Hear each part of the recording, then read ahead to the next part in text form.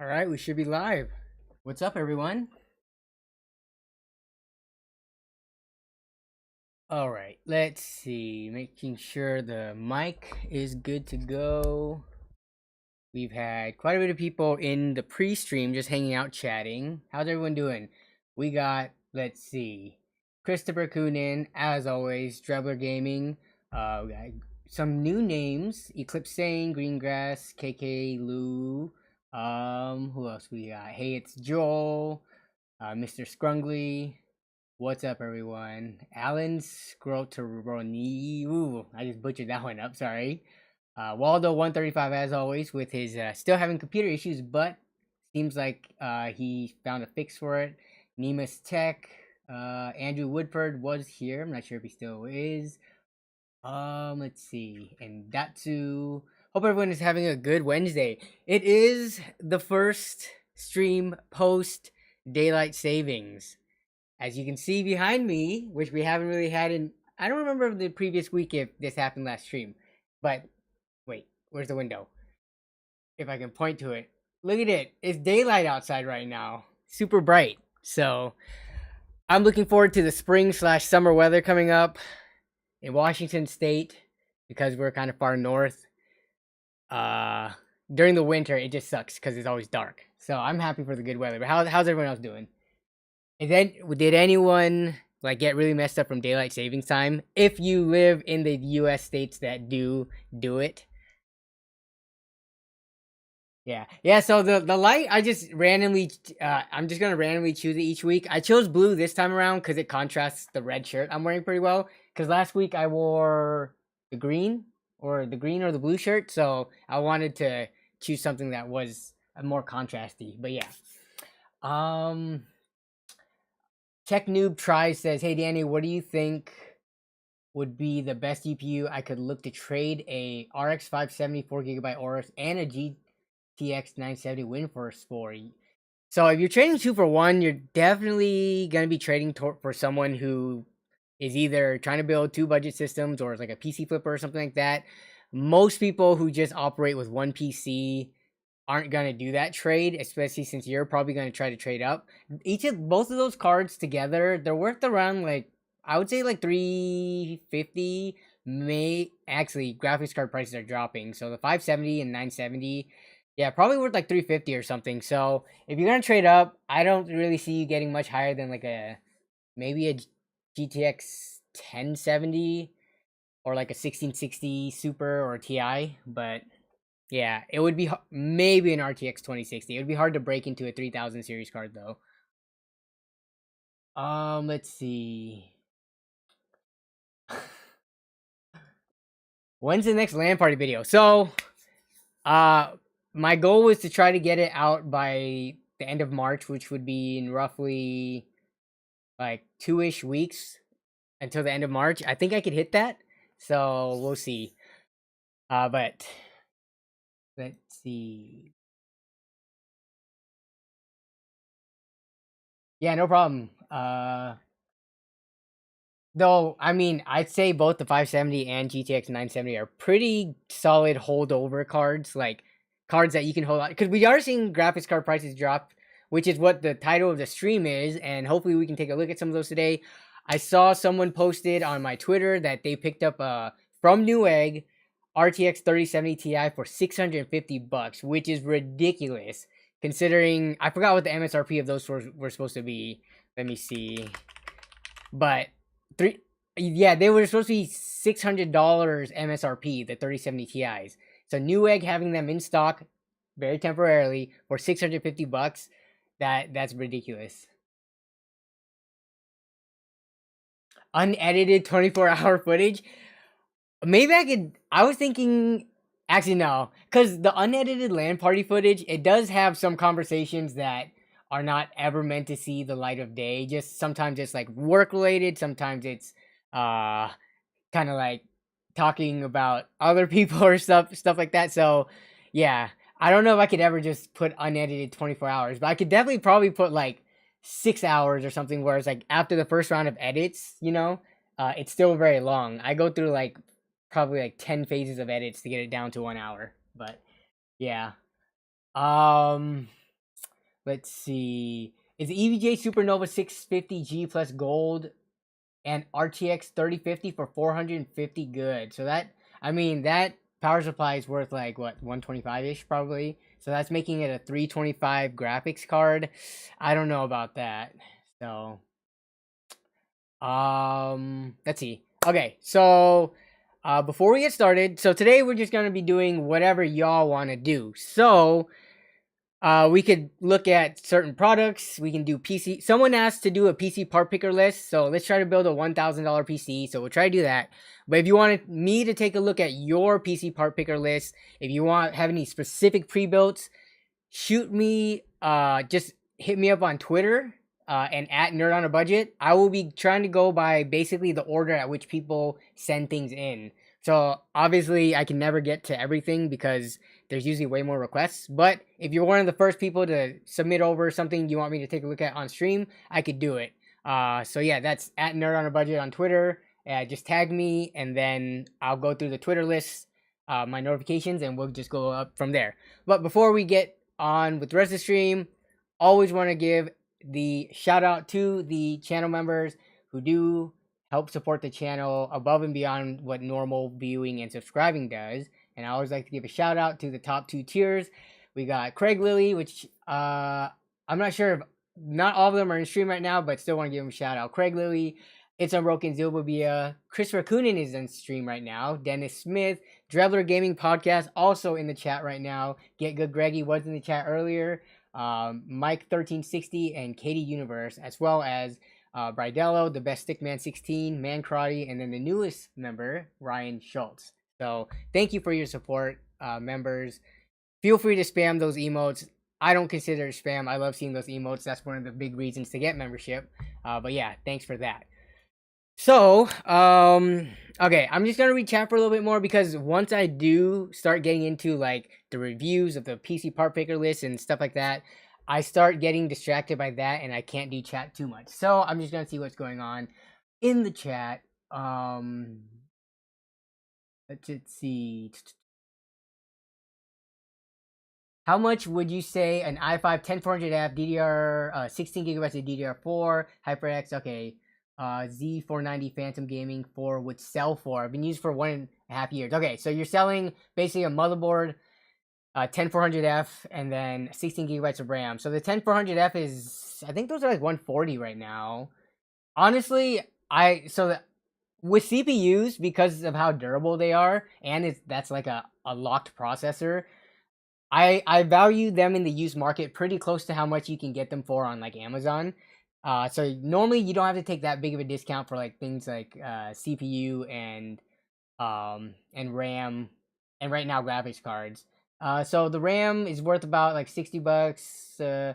But the Z490, that's kind of the odd pairing in it because it is a locked processor. I don't even know how much those like if I was to get this bundle, I wouldn't value the Z490 as much as it is worth because it is paired with the 10400F. I mean, I would rather not buy that and get a cheaper motherboard.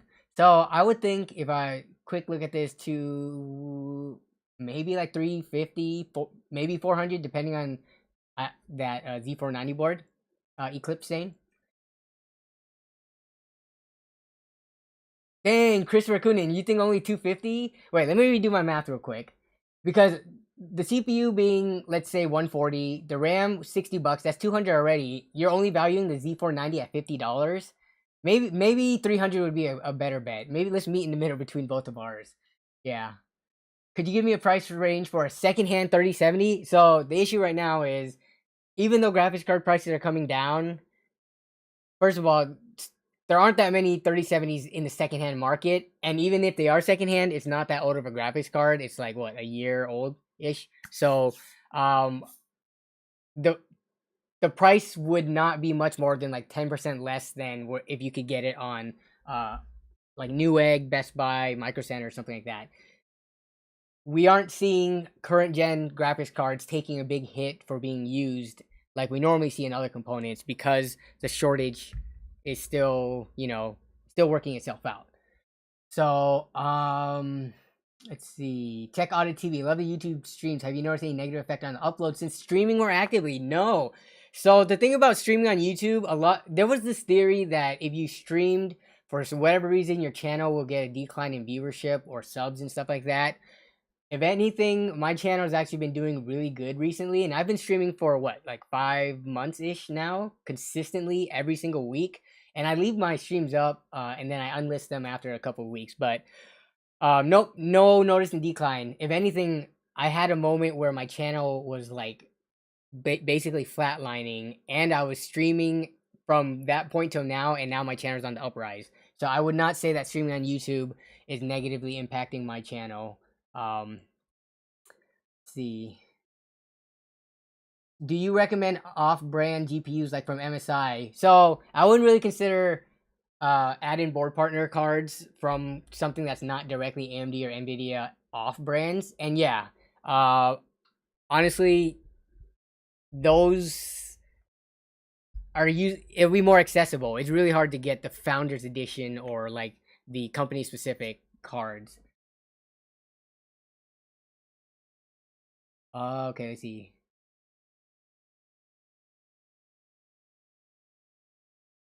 How much would a 1.5 year used 1050 Ti Gigabyte 2 fan version do you think would sell for? Right now, probably like 150. Okay, so let me jump into the browser and we can start getting into what we're doing on the stream. So someone wanted to do a PC part picker, so we'll build out a $1,000 PC and see what we can do with there at the moment. But regarding the 1050 Ti question, because I'm pretty curious, the prices, they're changing a lot week by week now because things are becoming in stock from the retailers. That's affecting the used market as well. So if we look at 1050 Ti, and honestly, like a 1050 Ti, the fact that it was used for 1.5 years, I don't think that's relevant at all. Anyone looking at a 1050 Ti, they're gonna assume that it's pretty old since that's been around for what, how many years now? Is that like a 4 or 5 year old card? I forget what year it released. But if you look at 1050 Ti's on eBay right now, we got some of these scam looking ones as always. Actually, I wouldn't call. What is this one? First of all, it's way too cheap. But yeah, this is definitely not a 1050 Ti. I've never seen one that looks like this. And then this one, you can tell the scam 1050 Ti's, like this shroud. This is like the go-to picture of scam NVIDIA graphics cards. This shroud design. So yeah, this one's a scam for sure. It looks like the lowest one you can get. Huh. So this one is from. Oh, okay. Looks like a legit account. It's got 600 plus feedback. $150 plus 16. So yeah, I would think around 150 is what you could get if you try to sell it locally or something. Yeah, because this one has tax and shipping tacked on top of it. Okay, let's see. So we'll start off with doing the $1,000 build, but remember, again, let me see if anyone has been sending anything yet. 8 minutes. Okay, so we do have some questions on here on Twitter, but $1,000 PC build. Let's see what this looks like. And the way I'm going to start this off is, we know there are parts that are pretty much stable in terms of pricing. So I'm going to fill those out before going to the CPU and graphics card. Normally, what I would do is decide what graphics card and CPU we want to grab. But just because of, first of all, graphics card availability and pricing being all over the place, for this $1,000 build that we're going to build right now, or put together, this parts list, we're going to work backwards. We're going to get like the power supply, SSD, case, RAM, because all those are pretty fixed pricing. And for this one, we're going to try to squeeze out as much performance as possible. So I'm going to try to get more budget oriented everything else and focus on the CPU and graphics card. So let's go ahead and do that. So let's start system builder. So, and then I'll send a link out to this after we get it done. But so for memory, I'm like 16 gigabytes is like the sweet spot. If you're working with $1,000 or less, I wouldn't really recommend 32 gigabytes unless you for sure know you need it. And if you know you need it, then you'll know. But if you're asking for someone to do a build guide, you likely would be okay with 16 gigabytes. So honestly, we're just gonna grab the cheapest RAM that we can. So with PC part picker, we're gonna go to DDR4 here, and we're gonna go for a 2x8 kit. and we're gonna sort by lowest price, and let's try to aim for like 3200 megahertz, just because that's kind of standard. Let's see. 3200. So we got some kits from, I like the Vulcan Z's from Team Group, actually. Yeah, this is a solid kit. So we'll grab this for 54 bucks. First of all, did RAM prices just drop? I could have sworn 16 gigabyte kits were like 60 bucks. Now they're like 10% off, but we're going to add this. So this is a great start. Only 50 bucks for RAM so far, or $54. And we're going to grab storage. So for $1,000 build, would you all say that 1 terabyte is required, or do we want to save some money by going 500 gigabyte and then putting the rest of the money towards the performance parts? Let's get some Nerdist Baller big build chat $4,000 PC. The most expensive PC I have ever actually helped someone put together is probably around the $2,000 price point. I have not built any of these crazy high end stuff. Okay, so it looks like people are saying 1 terabyte. So we'll go with 1 terabyte because I think we can find it for 80 to 90 bucks. So let's go for SSD, and we'll go for NVMe, of course. We'll go for PCIe. Honestly, I would be okay with the Gen 3 drive, but we're gonna go with the capacity. At least 8. We'll sort it by that. But we go by lowest price. What's going on here? Oh no, whoops. I do not want PCIe. Whoops. No. I want, where's NVMe on here? Is that not a category? Okay, here we go. It's a M.2. We'll just go by form factor. Okay, so we got, oh, what? Sorry, the font's probably tiny. I'm trying to make it bigger, but it's kind of still small. I don't know what's up with PC Part Picker. Hey, what's up, Blake Depp? It's going great. We're doing a $1,000 PC build, seeing just like randomly off the top. There was no planning. Just someone earlier asked for this, so we're gonna do it and see what we can come up with. Okay, I think there's a way to sort by DRAM, even though with NVMe drives it's not as important. Let's see, NVMe here. Okay, Western Digital Blue. See, I'm thinking, I forget if this Cardea 01 has DRAM. Okay, so let's see, new Max SSD spreadsheet. So if you want to get into like the specs of SSDs and stuff, here's a very good spreadsheet from Redditor Newmax, who's like the SSD freaking king. Very knowledgeable person. But if we take a look at the team group, T-Force Cardea, Team Cardea 0. Cardea 0, does this have DRAM? There is DRAM. Okay. TLC drive 4800, 4000. It's a prosumer SSD. So we're gonna go with this one for 80 bucks. Man, that's cheap. For 1 terabyte? Oh yeah. We're going with this. So we'll go with the Cardea 0 Z330. $80. That's ridiculous. Hey, see ya, Waldo. Have a good night. Yeah, sorry you're on the other side of the world, so that sucks. Okay, so we're doing pretty good so far. We got 1 terabyte RAM, 16 gigabytes, and we're only like a little bit over 10% of the budget. Let's see. Colorway. Can you do a mini ITX 12700K DDR4 build? Ooh, that's gonna be expensive. The motherboard and CPU alone would be like 600 bucks. But okay, so now we'll go with a power supply. I guess for this, let's try to keep it under 70 bucks. But what I'm thinking is we should be able to get that pretty easily. All right, let's just look what we have price wise. Okay, so we got a bunch of these. Let's get at least 600 watt.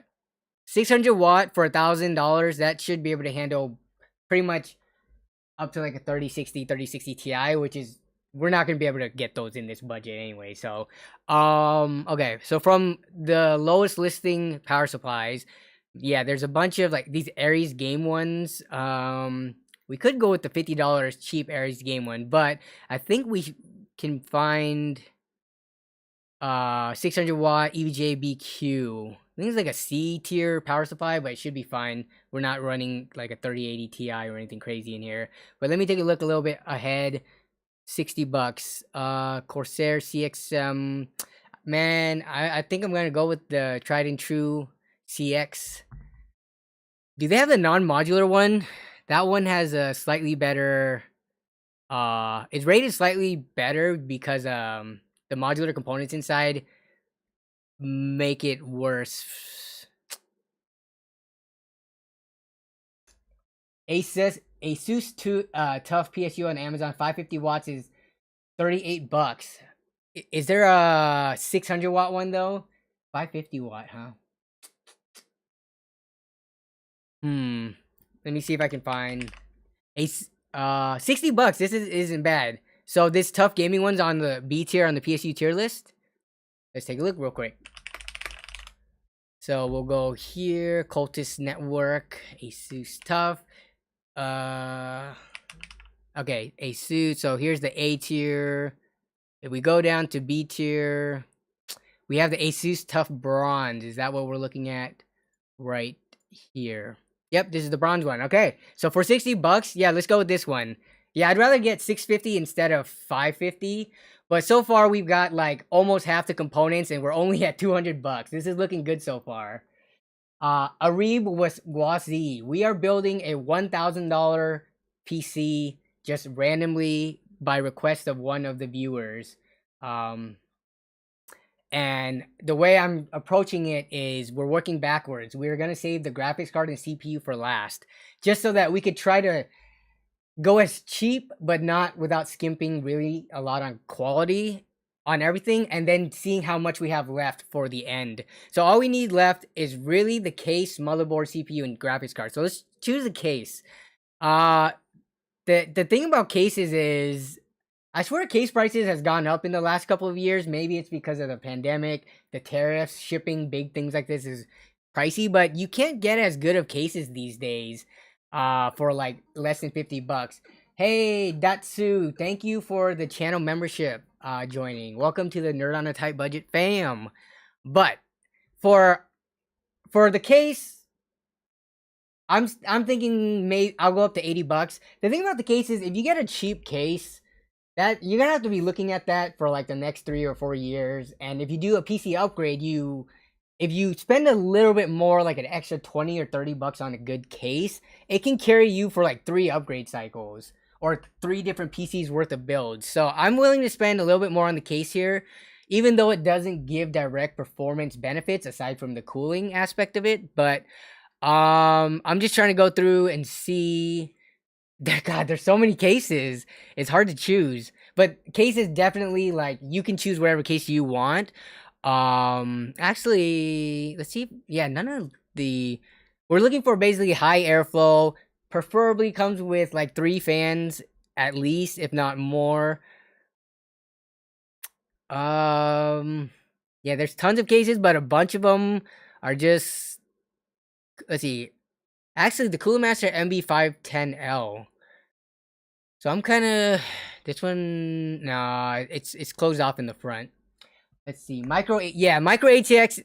Actually, that will help us sort. If I go by micro ATX, because micro ATX motherboards are cheaper, so we're definitely I'm gonna try to go micro ATX here. And when we do this, Metallic Gear Neo, I like the look of this case, but it does not have a front mesh panel. Oh, $75 for the MB311. I really like this case.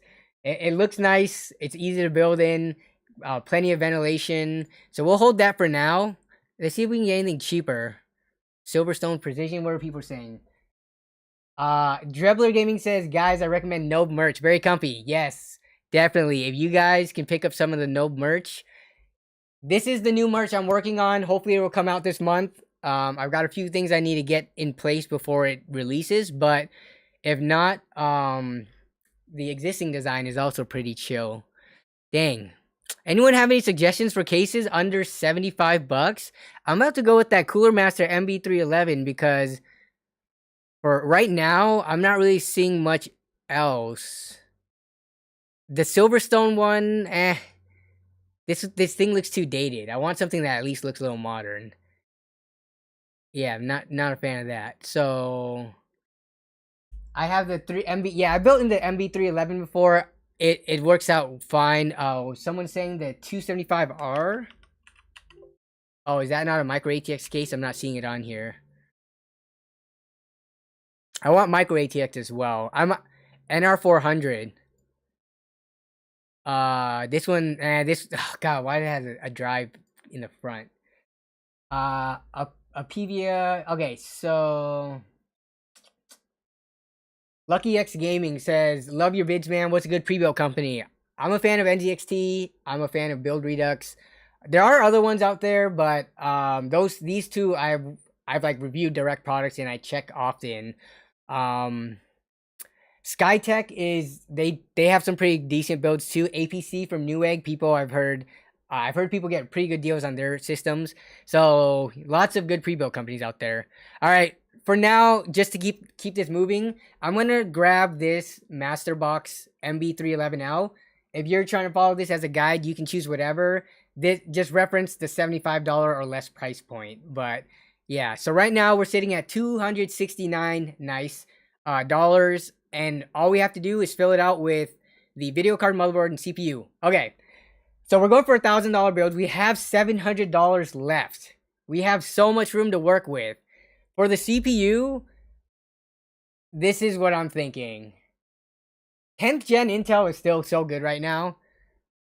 I'm thinking we go 10400, 10400F, because you could always upgrade that to a 10700 later on the same motherboard and platform.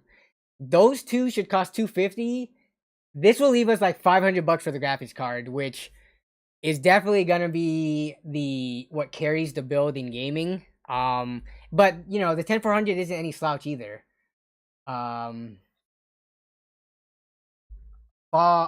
Wait, Fiha says, "You're kidding. You bought your graphics card last week for double the price." Wait, which graphics card do you buy and how much? 5600X with a B550? I don't know. I think 5600X is still kind of overpriced right now. See, 5600X is $224. If you get a B550, we could probably squeeze one under $100. That's going to eat up 300 more to the build. I don't see the value of this over... Actually, do they not have 10? Oh, yeah. Okay, so let me sort this by price real quick. We're gonna spend at least 100 and something on this. Oh man, I hate how they have these older gen. I hate how they have these older gen processors in here, killing the filter. Let me see. We'll go with we'll try to do Zen, just these Zen chips, and then let's see, Rocket Lake. What else? Let's see, Coffee Lake Refresh, Comet Lake. So basically all the new stuff, right? Okay, so of the new processors, oh god, they got the Celerons in here. So yeah, we got the 10400F for $130 right now. I don't see how you can justify spending another $100 for a 5600X. Like, I don't see the value in that, except for the fact that you can overclock, I guess, if you care about that, and that you can run a B550 board up to like a 5950X or like a Ryzen 9 processor if you get the right motherboard. So yeah, so Micro Center, so I'm gonna try not to do this based on Micro Center, but if we look at Micro Center 5600X, yeah, I think they had a pretty good deal for this. They have $209 plus $20 bundle off. So that, I would say, is more worth it because it comes in under $200. But for right now, I mean, how can you beat $130 for a 10400F? I'm not seeing it. Or like for 144 for a 10400. I'm thinking 10400F. Yeah, definitely not worth 3100 for 150. So I'm saying 10400F. And then let's grab a motherboard. Probably, let's see, B560. What's the cheapest? Oh, geez. This is the cheapest motherboard. So what annoys me is I don't know. Do you guys care about USB-C on your PC? Let me ask this question. USBs. For me, as a content creator, USB-C is pretty important because I am constantly moving files back and forth, like either gaming programs or like the footage I capture. So I use one of these external SSDs, which is USB-C, and it's really fast compared to USB Type 3. So for me, USB-C is pretty important, and it's why I talk about it in most videos anytime I do a build guide. But the issue is a lot of the budget boards, they do not have USB-C. So it's not a deal breaker depending on how much you're working with budget wise, but I'm curious what people, yeah, so more than half the people do not care about having USB-C. So I wouldn't want to go with the H board. If anything, I would start at like this MSI. Oh geez, the price goes up pretty fast. We got $90 for the B560M A Pro, and this one is pretty bare. I thought these boards would be cheaper. Wait, where's my... Oh, it's because we have to do micro ATX, huh? We definitely have to do a micro ATX board. Yeah, this one's a 2-star. Dang, did the motherboard prices just go up all of a sudden? This is getting into as much as AMD boards, even though we are saving on the processor. I was hoping to get something for under $100. Let me take a look at this. Asus Prime H510. This doesn't actually have the picture, so we have to click on the Newegg. You can always do a PCIe. Yeah, you could. Let's see. For this one, what do we got here? Yeah, no USB-C header, no USB-C, which isn't the end of the world, but this feels a little bit expensive being a 1-gen old board, or 2 gens old, technically. Actually, no, this is H510, so it's 11th gen. So 1 gen old. Why? These just seem a little bit pricey. How's this ASRock B560M? Man. Shoot! Board's not worth it, yeah.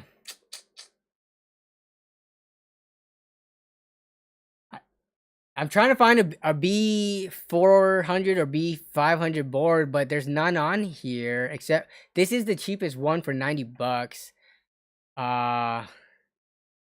With the 10400F, this one would be fine. But yeah, we're definitely gonna be skimping here. This is a pretty low-end board. For $90, I would imagine something like this would be like 70. What's going on here? What's up with motherboard prices?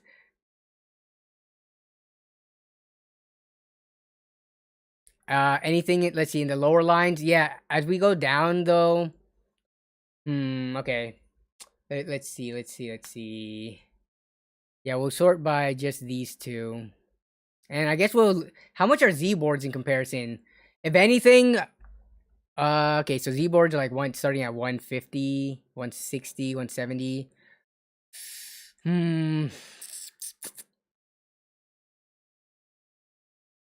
Here's the Pro 4, which has actually pretty chunky heat sinks. Let's see. Let's take a look at this. This one's 112. It's a little bit pricier than I would want, but we have saved a lot of money up till now. Let's look at the... of course, no header on the board itself. Yeah, not even... Yeah, pretty limited I/O.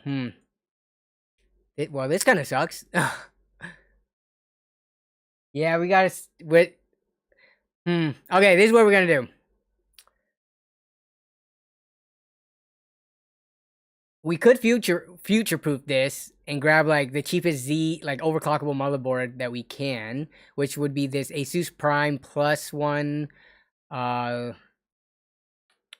This one's 170. Dang, it's almost $200. That's eating so much of the budget up. I might just have to go with yes. So this board is looking better, but it's a whole $70 more. Yeah, let's go with the MSI B560M Pro.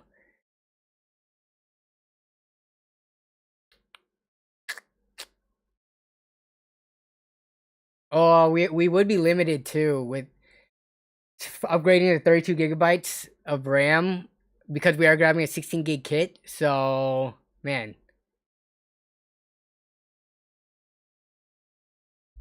Give me one more second. I want to take a look at some of these other boards. How's this one? I think I'm going to spend a little bit more, grab this Asus Prime B560M, just for the better cooling solution on the VRMs and 4 RAM slots. I think that the 4 RAM slots alone, I think, is worth spending the extra $10 or so to get this over the MSI. So let's grab this one. So now that took a little bit longer than what we originally planned for, but we have CPU cooler. What do you guys think? $1,000 budget build. It's a 10400F, so it's nothing too crazy. We use the crappy old stock Intel heatsink, or we spent $30 on a cooler. What do you think?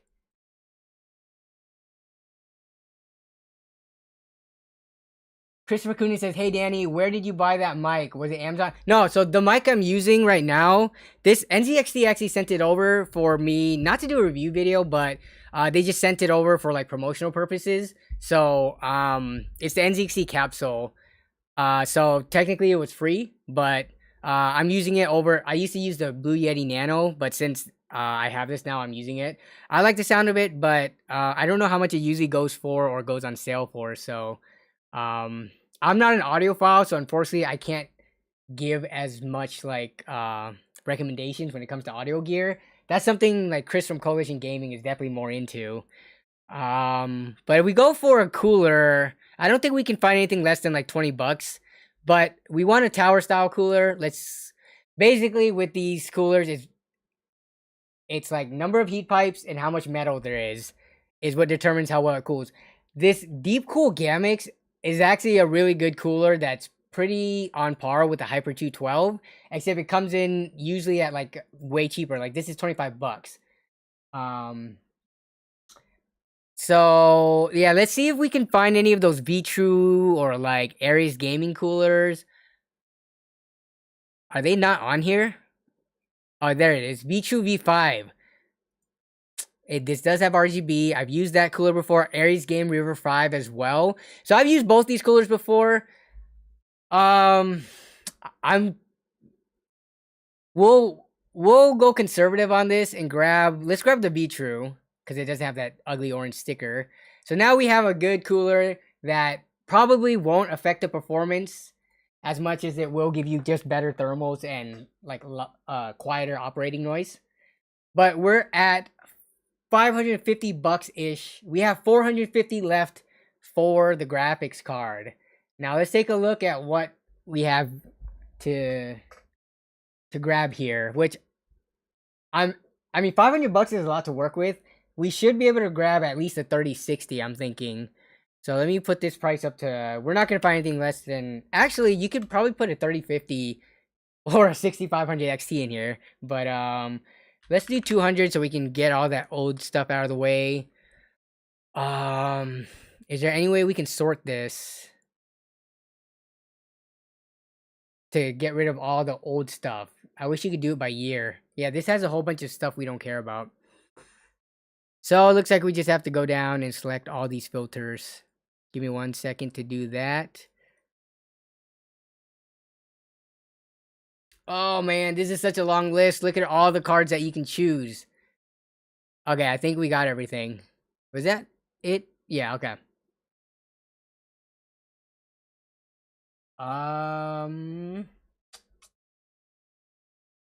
Datsu says, when this year do you think we will have GPUs drop in price? They're dropping in price right now. Let's take a look at what is available. Okay, so we don't want any of these 6500 XTs, which are what is in the lower like 200. So I think we're gonna have to, realistically, we're gonna have to up the price to like $300. So we've got a 6500 XT, so 3050s are 400. Ew, that's pretty gross. 6600 for 415. That could be one. possible solution. That's only like $70 more than MSRP because those I believe are $330 cards. But let's see if we can squeeze out like something better than that because we have like $450 to play with. Dang, price goes up really fast. So and 3060s, dang, there's nothing cheaper.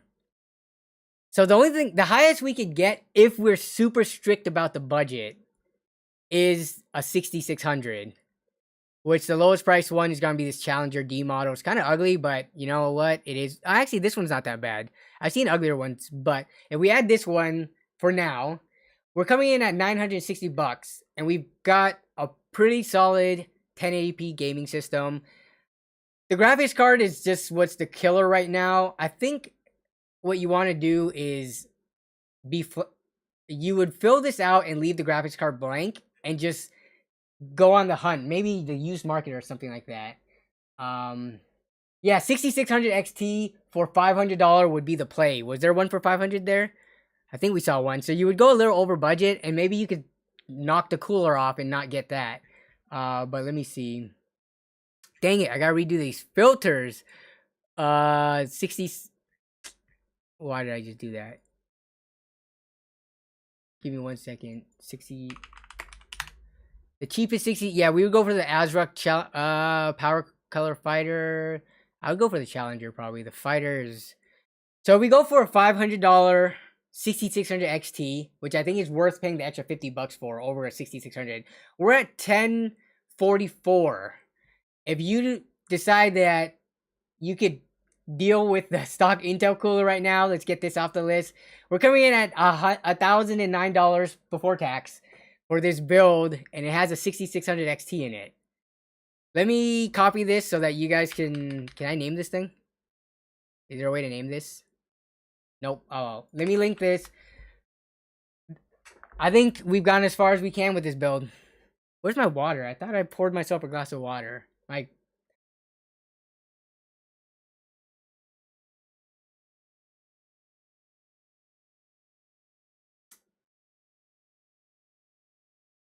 yeah, so for the case, we can lower. We could go. The only thing about the Q300L. Wait, did you say for a Q300L master box?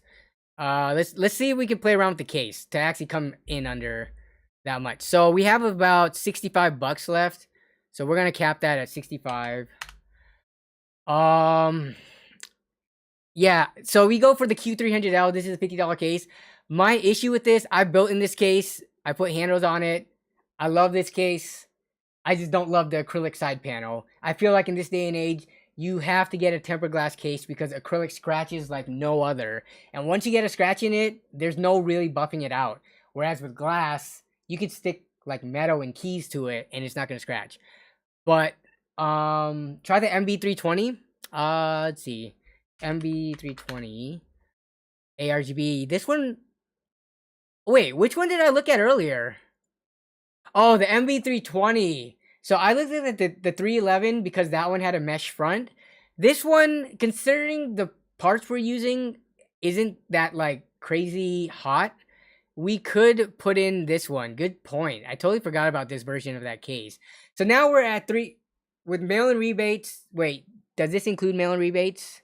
Oh, the MB320. I don't know how I feel about mail-in rebates. Mail-in rebates are kind of annoying in this day and age.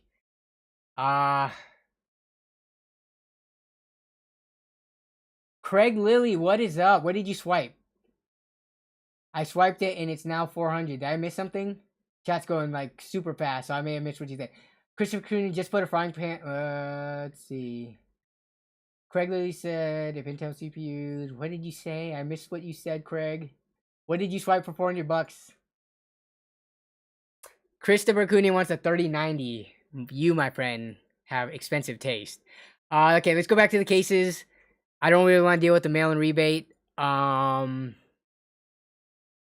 Is this... If you want to grab a DIY PC case or a Cougar case, you can save some money there too.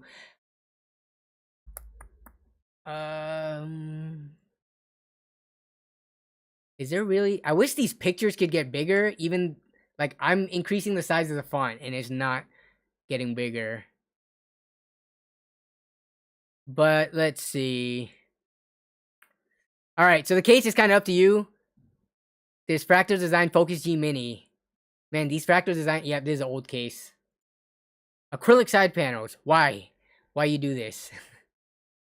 Okay, but we're pretty much done with the build. Let me read chat. Your water glass. Oh, it's sitting upstairs. The ice is melting. Um,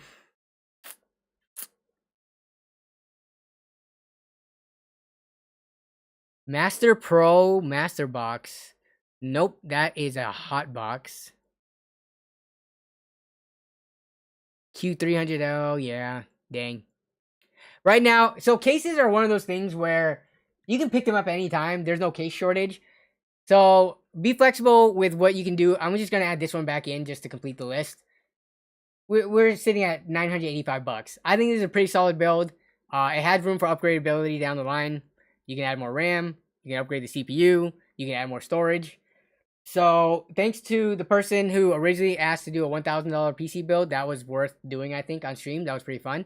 Okay, let me grab my cup of water real quick because I'm very thirsty. I'll be back in like 10 seconds.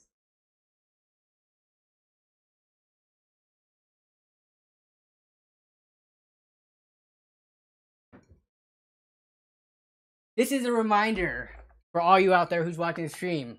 Stay hydrated and posture check. Are you hunching over or like slouching?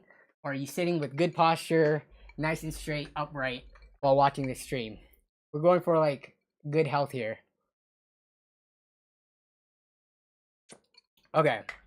So, what else do we want to do next? So we got the $1,000 PC build done and out of the way. Let me close all these tabs. We'll go to Twitter. Let's see what people posted on my Twitter. Okay. Wow. Okay,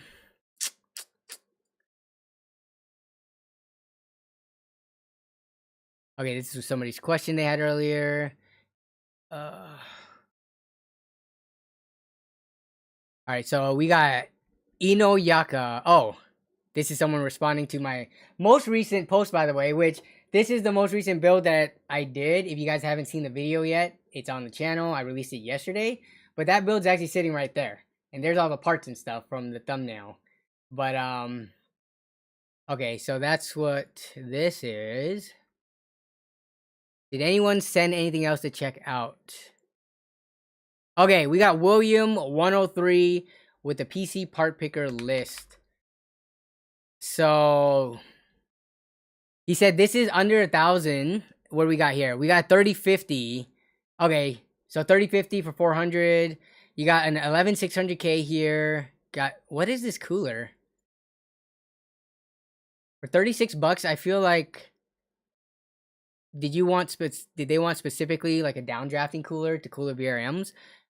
Why would you not get like a V-True or something that I guarantee would have better cooling capacity than this thing?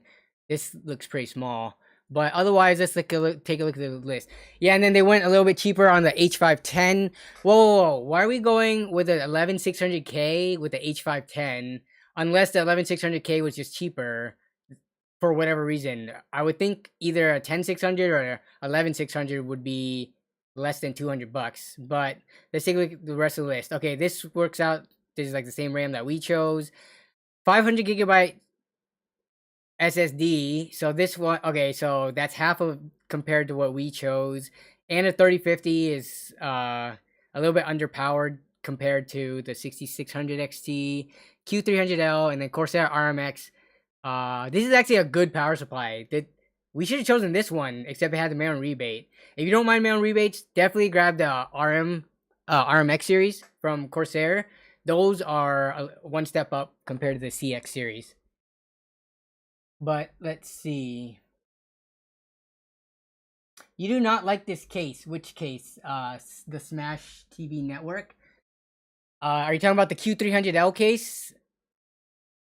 Yeah, you can definitely go for a better case if you want in these builds, but can you do a mini ITX 12700K build? Yeah, I could. Let me go through the Twitter real quick. Let's see. Does this look okay? This is the upcoming build to play games like Elden Ring. So we got 11600K Z590. 6600 XT. So just looking at this, everything looks fine. Yeah, 1 terabyte, 2 terabyte. Yeah, the only thing is this Z590 11600K combo. I would push for a 12th gen processor and not get a Z board, especially from the 11th gen. Either get 10th gen or 12th gen. I would skip over 11th gen. And then I don't know if the overclock. How much is this board going for? If this is like a $200 board, then I'm gonna say that's overpriced. And yep. Let's see. They're saying it's the Meg MSI Gaming Plus. How much is this? MPG. Yeah, it's like a $200 motherboard. I think you could squeeze out better performance by going for a locked chip and like a B board and spending like a little bit more to get a locked 12th gen processor. And Kasan, are you in chat right now? Are you going by like a different name? But that would be my advice just looking at this. Everything else looks fine though. These look fine. I would just switch these two out. Yeah, because we just saw the 11600K was $200. I'd get a cheaper motherboard and get like a 12600, which should be $250 or so. Okay. You should do a broke versus pro video with Austin Evans. I would love to do that. Hey, we got a super chat come in from Ritkiv Kumar or Rithkiv. No, I'm butchering that. Rithvik Kumar, thank you for the $2 super chat donation. Sorry I butchered your name there. I just had a little bit of dyslexia there, mixing the letters up. Okay, we got Jason. I'm assuming this is Jason from Drebler Gaming Podcast. New build. He just finished his new build.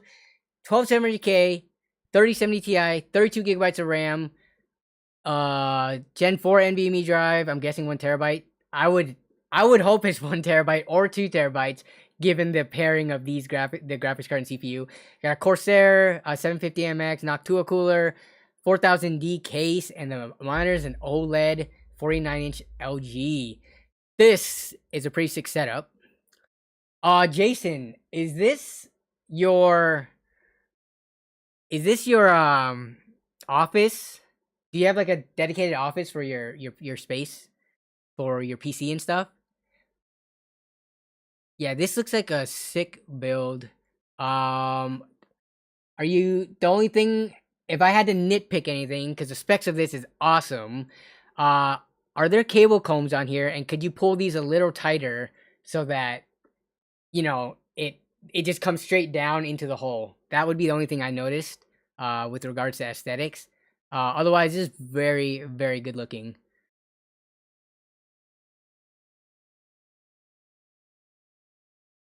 Okay. So, very nice. Thank you for the submission. If you guys want to submit your setups, by the way, feel free to do so. We'll take a look here. Okay, we got Inoyaka. Okay, so you are watching the stream. All right, so Inoyaka says, got this at the start of last year. It's your second PC. Is this list okay? I don't know what I'm doing. So you spent $1532, or does it cost $1532? Okay, so ignore the price. But you spent $1532 on a 3600 B550 board, 16 gigs of RAM, 1 terabyte. Everything's looking fine so far. You spent $1,500 last year. I think you're doing fine, Yaka, because if you bought this last year, the 3070 Ti was probably going for like $1,000 plus at that point, which means spending $500 on everything else, considering CPU, RAM, storage, case, everything.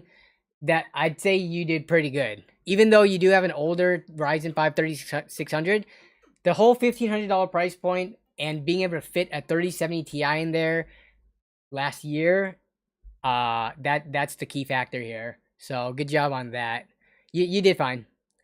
All right, Gabe 103 says, "Hey, I picked up a PC less than a month ago. Things were a bit more expensive, but you got a 12700K F.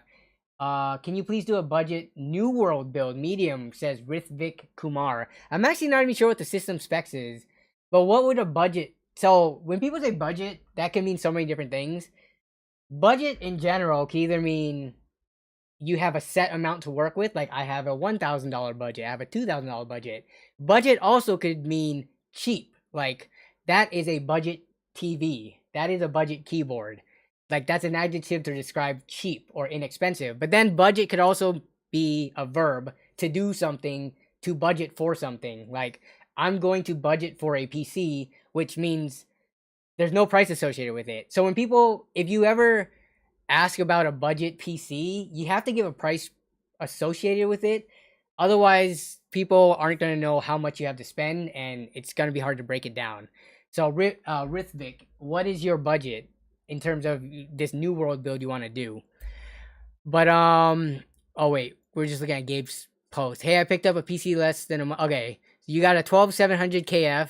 You got a MSI Mech 6700 XT. Wait, okay, 2X is a 2 fan. You didn't get it for Crossfire, I don't think. You got AIO, 16 gigs of RAM, Z690 board, for $1,800 after tax. Let me try to think about this one real quick. A 6700 XT last month was probably going for what, 900 bucks. So that means you spent 900 on the rest of it, which a 12700K is like a $350 to $400 processor. Z690 board is probably 200 bucks. $1,800. I think it's, considering the prices last month were pretty bad for graphics card, there's nothing looks too wrong with this build. If anything, you could have maybe gotten a slightly better deal for by like $100, but this isn't too bad at all, given how much you paid. Hudson says, are GPU prices really getting better, or is that just clickbait? No, they are getting better. So the first thing we gotta do is the fact that our graphics cards, I think the 3070 Ti for whatever reason is the poster child of like cards being in stock right now. But if you looked a month ago, an RTX 3070 Ti, one, would not even be in stock, but two, would also have cost you over $1,000. Right now, if you go to Newegg, you can get a 3070 Ti, multiple models for $850 to $900.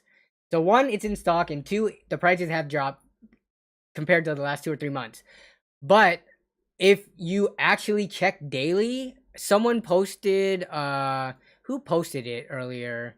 I saw one of the people, he's actually local to me. Okay, the Net Guy. So this is another content creator. He picked up a 3070 Ti from Newegg for $650, and then tax brought it up. This is for a 3070 Ti. This is ridiculous. And this was earlier today. I slept in. I think I missed this, but obviously when it's this low of a price, because the market is still recovering and people are still in need of graphics cards, it's gonna sell out quick. But the fact that we're seeing 3070 Ti's, this is, let's see, $700, right, plus a discount. If we look at a 3070 Ti at MSRP, the MSRP itself was already $600, and this is an aftermarket card, so 100 extra bucks for an aftermarket part isn't unreasonable. So yeah, I would say the market is recovering and that the title's not clickbait, but it's up to you to determine. Prices are still insanely excessive in your opinion. Nate, I don't think, first of all, Nate, good to see you in the chat. Long time no talk, but Nate, I don't think graphics card prices are gonna go back to what we saw like 3 or 4 years ago. I think this, first of all, I don't think MSRP is moving forward is gonna be a good reference anymore. I think Kyle Hard OCP MSRP. Someone wrote an article about this. Let me see if I can find it. I'll link it to you guys. Did they even... Give me 1 second.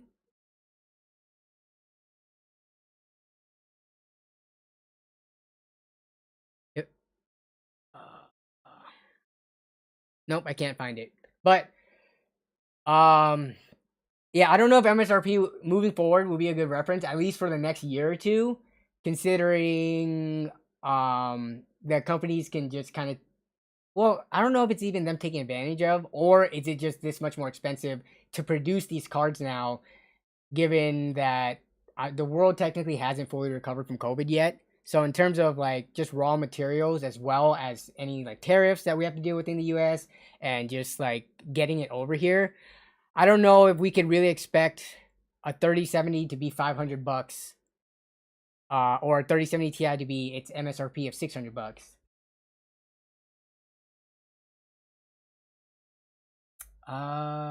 Let's see what else we have here. Try to find a 16 series card for a good price, please. Okay, we can do that. Actually, I gotta be fair and go in order of the Twitter suggestions. Okay, so we got, oh man, we got quite a bit of stuff. Okay,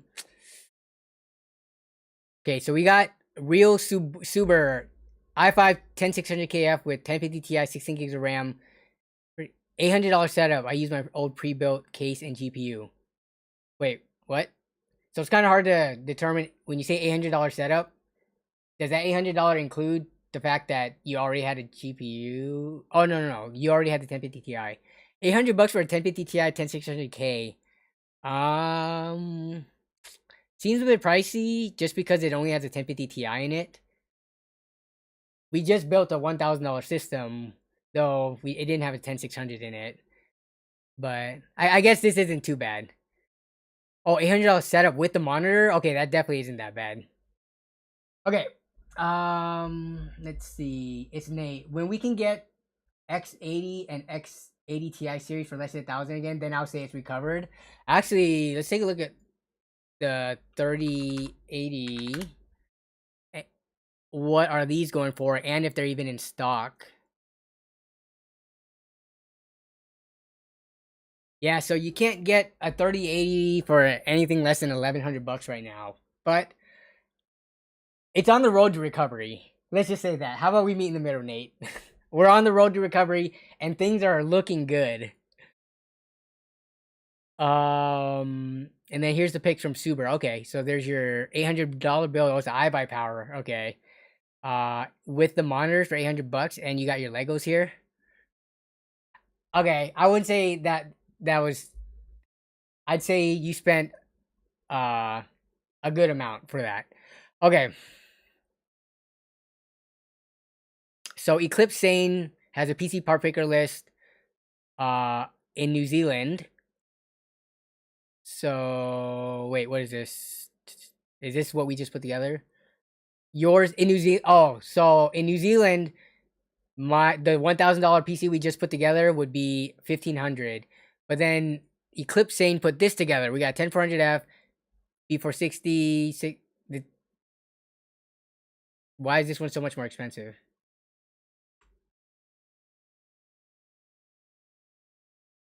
Drebler Gaming says, I got a 3070 Ti for just above MSRP. I'm happy as heck. You guys are doomers.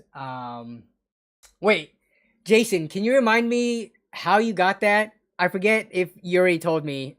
First of all, I have a bad memory. But two, I'm also like talking to millions of people, not millions, but like lots of people at the same time about PC components. So I can't keep track of everything in my head, unfortunately.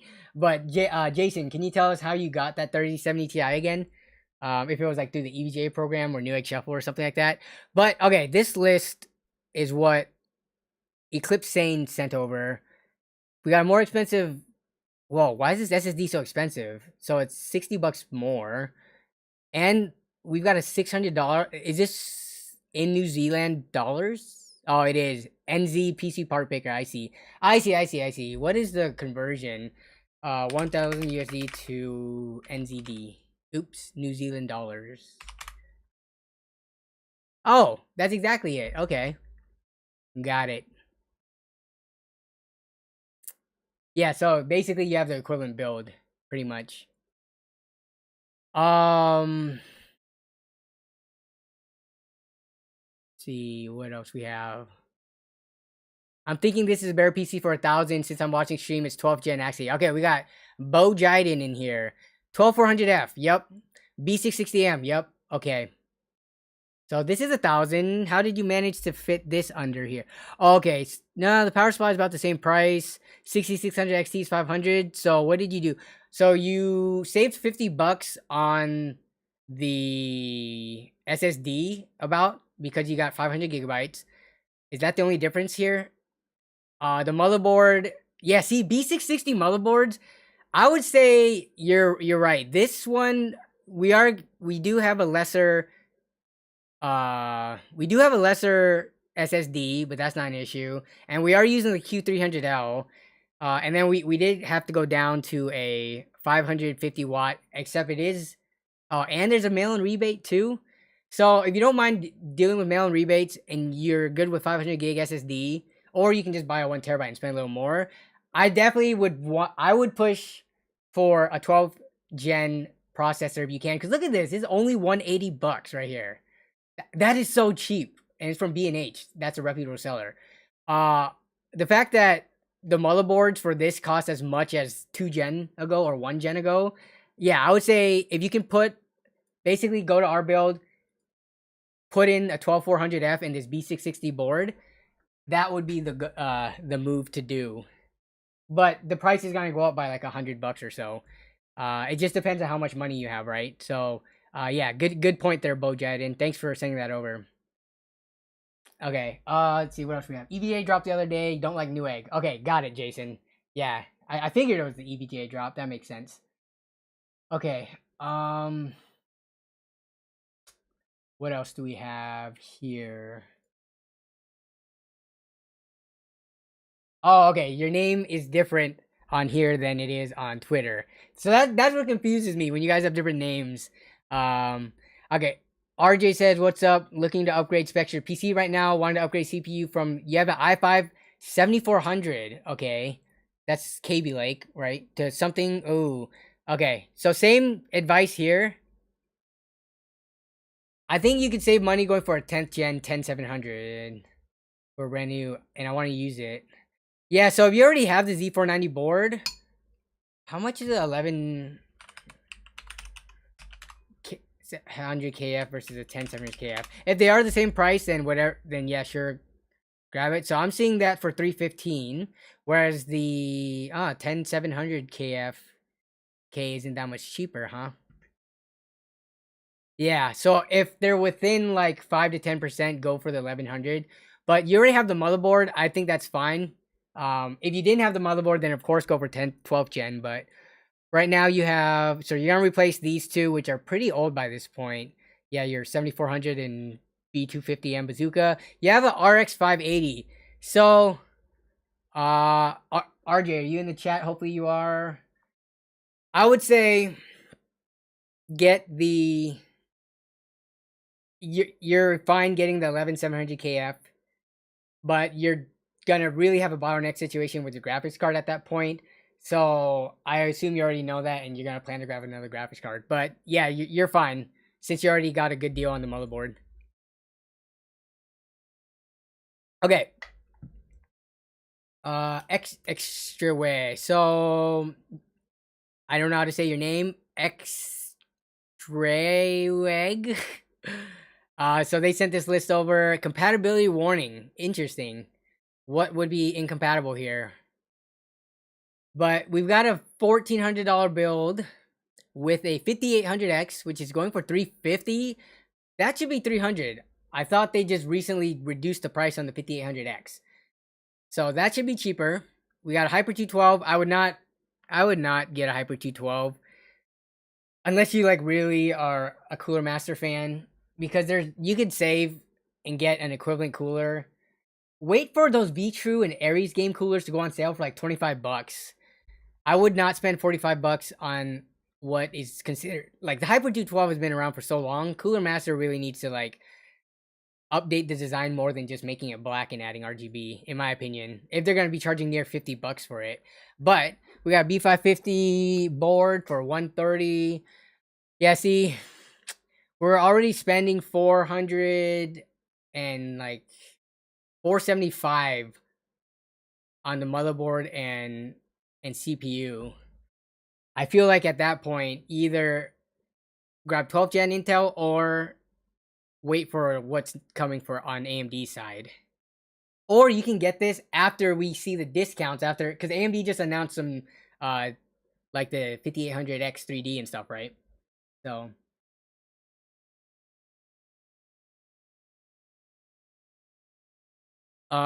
we got 32 gigabytes of RAM. This looks fine. Let's see, 2 terabyte. Whoa, wait. You cannot spend $1,400 on a PC and not put an SSD in it. That's just like, no, you can't do that. I mean, you technically can, but I would definitely put at least 500 gigabyte SSD in here, preferably 1 terabyte because you're working in the $1,400 range. So yeah, we have a 3050 in here for $500. This is overpriced. Wait, who sent this again? The person whose name I can't recommend or I can't read. So, the case is fine. Gigabyte. Oh, in this, I don't remember off the top of my head. Is this the one that Gamers Nexus had the issues of it catching fire? I forget if it was specifically a certain wattage one or if it was a different line from Gigabyte. Definitely do your research on this though before picking up a Gigabyte power supply.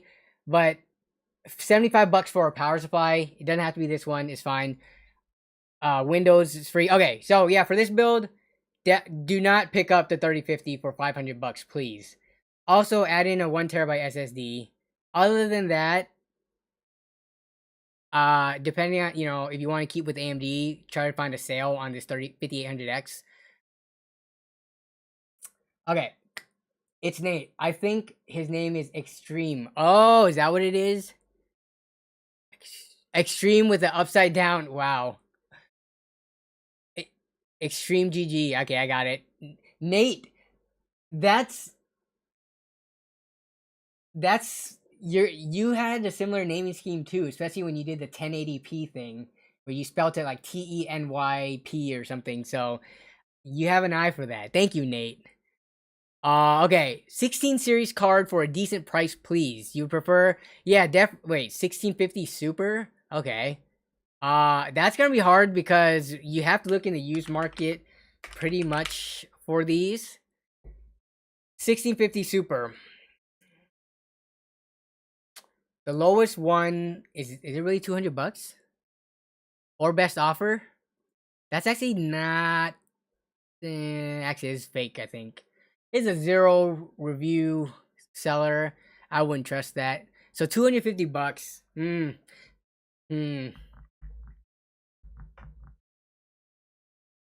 How much are 1070s going for?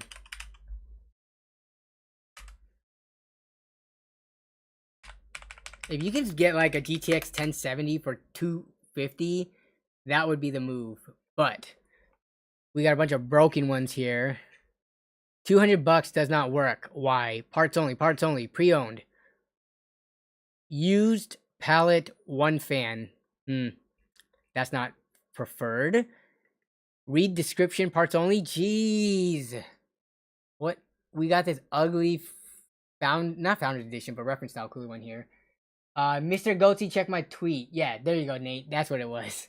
Yeah, so yeah, Mr. Goatsy, I will get to your tweet. I'm just going based on the order I received them. 1080 Ti. Oh my goodness. Or 1070 Ti rather. So this is hard because I would not recommend a 1650 Super for that price for $250. Let's see if we can look at 1660s OC parts only. That's not real. You can tell pretty quickly. So 1660s starting off at $270. Honestly, I would say hold off for now because you'd have to look in your used market. If you're looking for a 1650 to 1650 Super, please do not spend more than like $200-ish on it. But look on your local OfferUp, look on your Craigslist and things like that. eBay is not the place to go right now, and I wouldn't be able to find anything for you specifically, Mono. I say Mr. Knights. Just joined the channel. Welcome to the channel, Mr. Knightless. Enjoy seeing the videos. Here's the PC you've had for a year. So we got 10900K, NZXT Kraken X63 Z590, 32 gigabytes. Okay, 3080, very nice. First of all, this is a good looking build, so good job. Okay, is that daisy chained? So in my most recent video, I talked about daisy chaining. You have to know what your card is gonna draw if you even want to consider daisy chaining your power supply cords. You know, the one with the little pigtails, one cord, Y splitting into two. For my card specifically, I know how much the 3070 draws. I know what the specifications are for how much like the PCIe slot supplies, how much you can safely supply through a single cable. You gotta do your research. I can't tell if this one's daisy chained. It looks like it because I don't see any pigtails coming off, but I may be wrong. Just be careful because I know the 3080 specifically, most manufacturers say do not daisy chain them or yeah. But other than that, everything else looks good. This looks like a very solid build, very nice. And you got 3 terabytes worth of storage on it. Jeez. This is a nice PC. Nicer than my PC. Okay. Milk Gaming says, dang, look at this. Over 384 people have this item in their cart. Yeah, lots of people are seeing these in stock and they're looking like they're getting ready to pull the trigger. 384 in cart. $850 for a 3070 Ti. Very, very... I'd say that's a good thing to see right now. Okay. I'm sorry, I'm missing like a ton of chat. Matthew says, I did have a GTX 1070 but traded to my friend for $200 worth of Magic the Gathering cards. Very nice. Okay. Drebler Gaming, or Jason, sorry I missed your thing. You said, what's your energy choice of the month? So I actually just drank a Rain energy drink for editing the latest video. I pulled an all-nighter and I had a Rain Blue. So that was my energy drink of choice. I bought a pack of it, I think from Costco Business Center. But this was it right here. I love anything blue flavored when it comes to energy drink. But this was my most recent drink of choice. Okay, so going back to here though.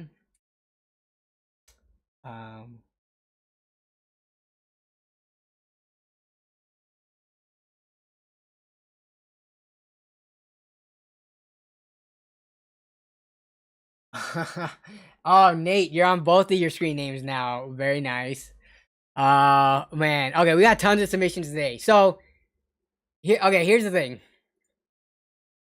Moving forward, I'm gonna try to use Twitter as a basis of doing, letting Twitter drive stream. So I'm asking people to send submissions to Twitter, but obviously we only have like a 2 to 2.5 hour time slot for the stream, and I can only cover so much. So I'm trying to go through as many of these posts as possible. If I can't get through it, it means one or two things. We have to get to it next week, but by next week, all my tweets are going to push out of the way. So if you want something covered on stream, make sure to be early, come and submit it, but only submit it after I say so. So I'll say during stream, all right, start submitting now so that people don't submit like a day or two beforehand because I don't think that's fair. I want to go over stuff that people who are watching stream that day are in the stream to be there to see. So just a heads up for the future streams, that's how we'll do it. But right now, we've got plenty of stuff to look over. There's no shortage of like activities to do for the stream. So I'm just going through everything in order as I see it. But, oh man, geez, yeah, we have a ton of stuff. Is 450 good for a new 3060? Yeah, I would say in this market right now, the price will probably drop within the next month or two, but 450, I mean, we can't even find anything under $500 on Newegg. So 450 is considered a good price. Comparing it to MSRP, those cards were what, 330? So you're looking at about 33% markup if you like basing on MSRP. Okay, mono. Okay, and I'm also gonna try to only do one submission per person type of thing because there's way too many people to go through. Do you see anything I should change? So we got poor Mr. Beast. looking at this build, should we change anything about this 3060? Build. So we got 10400F, V-True cooler. Everything looks solid so far. $90 B560 board. 16 gigs of RAM for this. 500 gigs.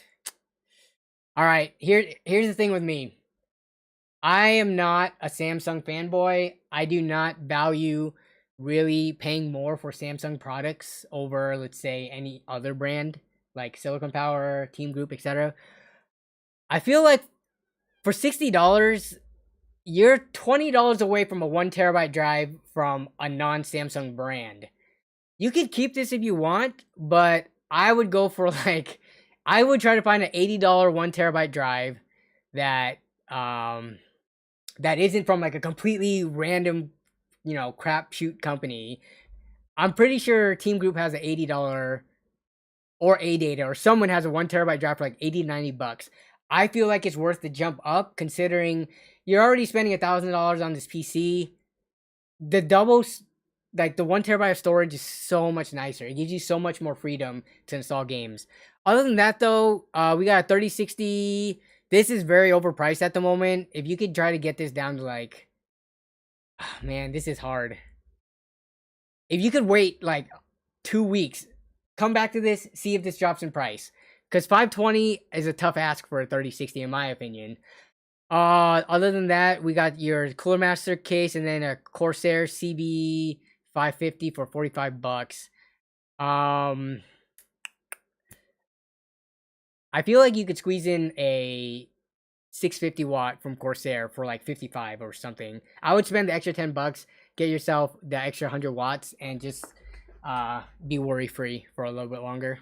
But yeah, thanks for the submission, poor Mr. Beast. All right, it's Nate. What is wrong, Nate? Wait, something wrong? Oh, okay, nothing is wrong. He's just saying what's up or something. Okay. Mr. Ghosty say, when you get to my tweet, click on it. I also posted a photo of the PC. Okay.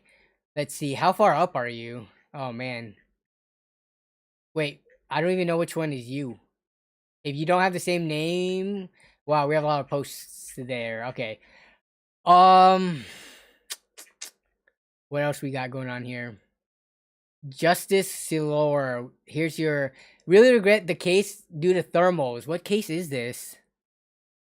I can't tell the case from the picture, but oh, you got a MSI Sakura case, so it has like pretty limited cooling on the sides. Otherwise, this is pretty sleek looking build. Okay, so we do have a Founders Edition card. Is that 3080? No, it's a 3070 Ti Founders Edition, 32 gigs of RAM, 1TB Corsair drive. Okay, you got a 240 AIO. 850 watt power supply, so it's plenty for it. You just regret building in this case. The build looks solid. Otherwise, I mean, you probably aren't due for an upgrade for a long time, and it would be the CPU of anything. Yeah, best make use of that graphics card for as long as you can. Thanks for the submission. Pretty solid looking build, minus the thermal issues. All right. I'm actually Zong Xena on YouTube, and yes, you did mention the Q300L. Okay, got it. Bo Jiden. Hey Danny, I found a used 960 4GB for 150 and a 470 for 30. Oh man. I hope you're still watching the stream. Get the 470. In no world is a 960 worth 150 bucks. Not even during the height of the like shortage and pandemic. In this case, you go up to a 970 for another 30 bucks or so. Yeah, do not pay for a... And it doesn't matter if it's the 4GB model. A 960 is pretty underpowered compared to a 970. Like, noticeably. Drebler Gaming. People who don't eat leftovers or flirting nuggies disgust you. Domino's Pizza is just bad. No, Domino's Pizza is good. What do you get from Domino's? I'm curious. You gotta get the hand tossed crust. If you're not getting the hand tossed, that's the issue right there. But also, get the 2-topping pepperoni jalapenos.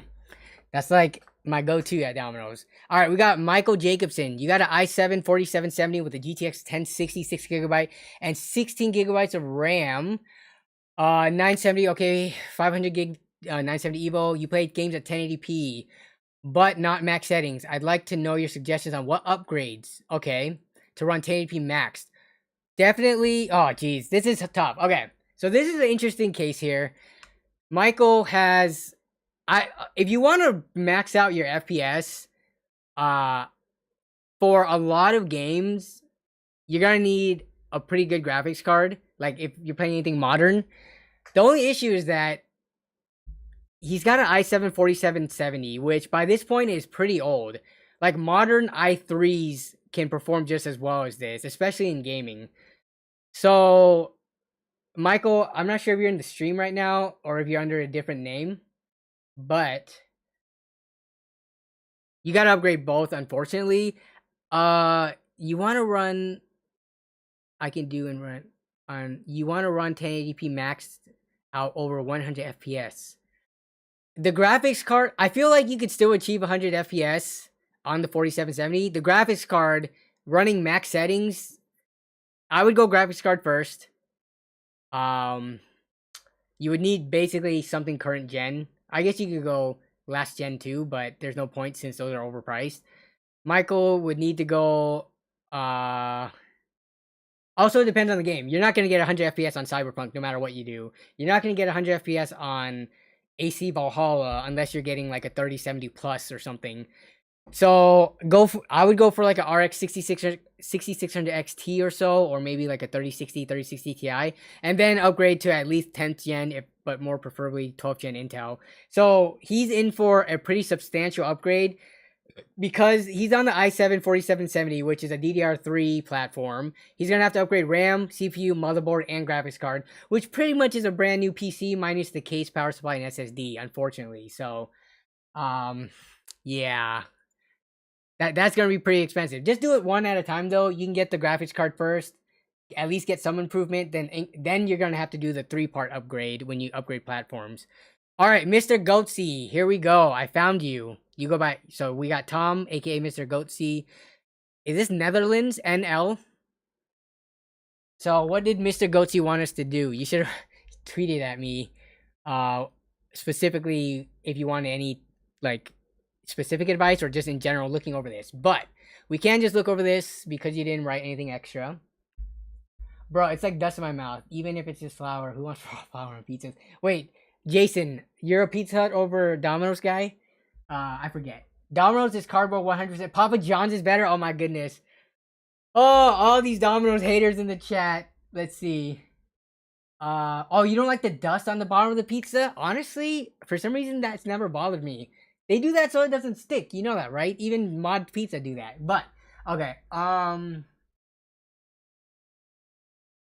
So Legends O'Cool says, I had the 4770 not too long ago, and then your experience, the 10100 was even better. Yeah, so, yeah, the 10100 is 4-core 8-thread, right? It is. A 4770 is 4-core 8-thread. And the IPC improvements is crazy over the last, from 4th gen to 10th gen. Yeah, so, definitely he needs to upgrade that. So Costco pizza is good, but it's kind of basic. I want other toppings. They took away the Supreme, man. It's not cool. But we got Mr. Goatsy's post here. Did I just say Mr. Goatsy? All right. We're looking at 11400F. The prices in this is euros, right? Yeah. We got the thermal paste. So okay, see, we're seeing this issue again. What is 192 Netherlands to USD? So we're looking at $213. Can you not get a 12400F for the same price? Because we know the motherboards, the B660 boards are already like around this much. I feel like you should be able to fit 12th gen in this build. There's no reason to get 11th gen for this price. 192 and 129, which is converts to more in terms of USD. Otherwise, the RAM looks fine. 1TB drive looks fine. I don't know if the prices in the Netherlands are just more expensive. I may be missing something here. We got your 3070 Ti, which looks fine. Mesh 5C, that's good. Yeah, in this build, the thing that sticks out to me the most is the motherboard and CPU. Go for 12th gen. Even if you have to pay like 10% more, just do it. You do not want to be stuck on 11th gen. Thanks for submitting that though. We got Singapore Aviation. Okay, looking at chat. Thank you everyone for the ideas for most upgrades. I appreciate it. Joker and Fear, no problem. Oh, you already bought it. Okay, if you already bought it and it was last year, then it's fine. I thought you were looking for a suggestion. Yeah, then it's no issues. It's a solid build.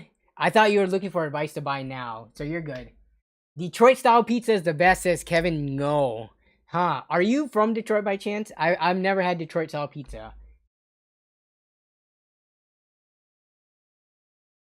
Tyler Doyle, what did I skip? 910 asking for him to look at my tweet. Did I skip your tweet, Tyler? Tyler, where are you on here? Oh, there it is. Okay. I missed your tweet because, let's see, you have a need help, $1,500 upgrade. Okay. So I thought this was just, I read this wrong. I thought you were just listing out specs without any questions and stuff. Tyler, we still here? We good? He skipped you. First of all, I don't mean to skip anyone if I do. We do have a ton of tweets, and the chat is going really fast. But I caught you now. Hopefully, you didn't get sad and leave the stream because you have a i5 4th gen, so that's pretty old. I think I'm gonna have to give you the same advice as the last person we just looked at. You have so 1500s to upgrade. You are essentially building a brand new PC, because 128 gigabytes on an SSD is not, that's like nothing nowadays. That, like, Windows is gonna take up a third of that, and then you're gonna have no rooms for like your downloads folder and stuff to be on that drive. You're gonna have to offset that to a different drive. So there's nothing here that you could really work with, like, to keep moving forward. You need to sell this, but you have $1,500. So this isn't we're not gonna do an upgrade here. You have $1,500 to build a brand new PC. And with $1,500, you can do a lot. If you look at my latest build guide, you should be able to fit a 12th gen 3070 build around $1,500.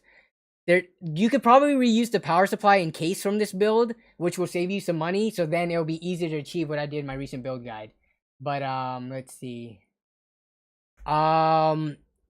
Other than that, let me see. Let me pull up that video. I would say follow this video as close as you can, Tyler. I'm assuming you're in the US. Hey, what's up, Eric? Follow this as much as possible. Reuse the case and power supply. You didn't list what those were. I'm assuming that they're like decent and reusable, but I would use those two to save yourself probably over $100, and then follow what I did in the build. You could also, if you need, I have suggestions in that build video too. If you need to lower the price for whatever reason, you could you can choose a cheaper case and and RAM, but you should be able to get a 12th gen Intel i5 with something like a 3060 Ti, if not a 3070. You just have to look a little bit because, you know, graphics cards availability. You might be able to fit a 3070 Ti as well, depending on if you could sell the old parts for some money. You're in EU, so that's a little bit more different. I would say still follow my guide and make adjustments based on what I gave in the video, because I always give ways to cut costs if needed. But yeah, build a new PC, salvage some of the old stuff, but not all of it. But okay. What else we have? Where were we at on here? I think we're on Singapore Aviation. Okay, where are we at now? We're at an hour and a half into stream. We have way more requests for like advice and stuff than I thought. We're probably not gonna be able to play games tonight, which is fine because I'm happy to help people out. Plus I need to practice Elden Ring more on my own. But yeah, next week we're definitely gonna do it by the tweet queue system. Also, what helps is, like, if you can give as much information in these tweets as possible, that would be great. Like, don't just list specs. Like, ask, first of all, say where you're from. That helps a lot. Also, if you can say, like what you're trying to do with the system. Are you just gaming, streaming? Give as much information as possible so it makes my job easier, because some of these tweets are very bare, and I don't know what to do with it until I get more information. But this is just let's see, got this on Facebook Marketplace, PC and monitor. So a 2700X is a little bit old, but it's still fine. It's still solid. That was 8 core 16 thread, right? 1070, 16 gigabytes of RAM, which is fine. Ooh, it's a little bit slow on the RAM though. I'm surprised with how cheap RAM is. They must have built this very early on because 2444 megahertz, that's a little odd.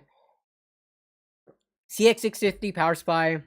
I really like this IQ 220 TKs deep cool cooler, which looks, dude, I love this black and yellow theme, by the way. And then we've got a 165 hertz monitor. Yeah, this is all looking solid. All for 880 CAD or 694 USD. Dude, this is a solid build. It is using older parts, 1070 and 2700X, but you got a high refresh rate monitor. You got a very capable gaming PC. A little bit old, but that's fine. For 650 or 700 USD equivalent. Very nice Singapore Aviation. This is deal hunting gone well. I like this. For 700 USD, what you have here, very solid. Thank you for submitting that, by the way. This hopefully gives other people hope that they can get something solid. Gabe sent this PC pic. Dude, that Team Group RAM be looking nice through the glass. But I don't remember, and I can't go back to what post you originally posted. All right, Poor Mr. Beast, we already looked at your stuff. Okay, we have Tiberius just submitting a picture showing off his setup, which looks very solid. Maxi Moro says you got a GTX 950 for $80. That I'd say that's a little bit overpriced. Honestly, a 950 is not very capable in much in terms of like gaming. I would say $60 would be the max that I would personally spend. But if you can play your esports titles and stuff just fine, I guess that's, you know, it works for you. But 950 for 80, in my opinion, is a little bit much. Asian dude says, I finished my ultimate edit gaming server build if you want to see my tweet. Yes, I'm trying to get up through the tweets. It's just way too much going on right now. But I appreciate all y'all's patience and for the chat. Right now, there are a lot of conversations going back and forth in chat, which I'm so grateful for because I'm glad you all are able to talk amongst yourself and give each other advice or just like be able to interact with each other when I'm busy trying to go over what's on like Twitter and what's on PC Part Picker and stuff. So keep it up. You guys are doing great. I appreciate that. I'm trying to get through these as much as possible. But we got a build showcase here from Tiberius, I'm guessing. Yeah, probably Tiberius. Very solid. I like the stacked ultra wide. Is that stacked ultra wide curved monitor setup? That is sick. The blue and white theme looks really cool. You got your racing setup too. I like it. Also, you've got the 360 radiator with the LCD Corsair cooler right here. This build looks super clean. Did you not give specs though? You just sent the picture? I'm guessing this is all super high end. This looks like a very expensive build. Very nice though. Thanks for submitting that, Tiberius. Okay, here we go. Mr.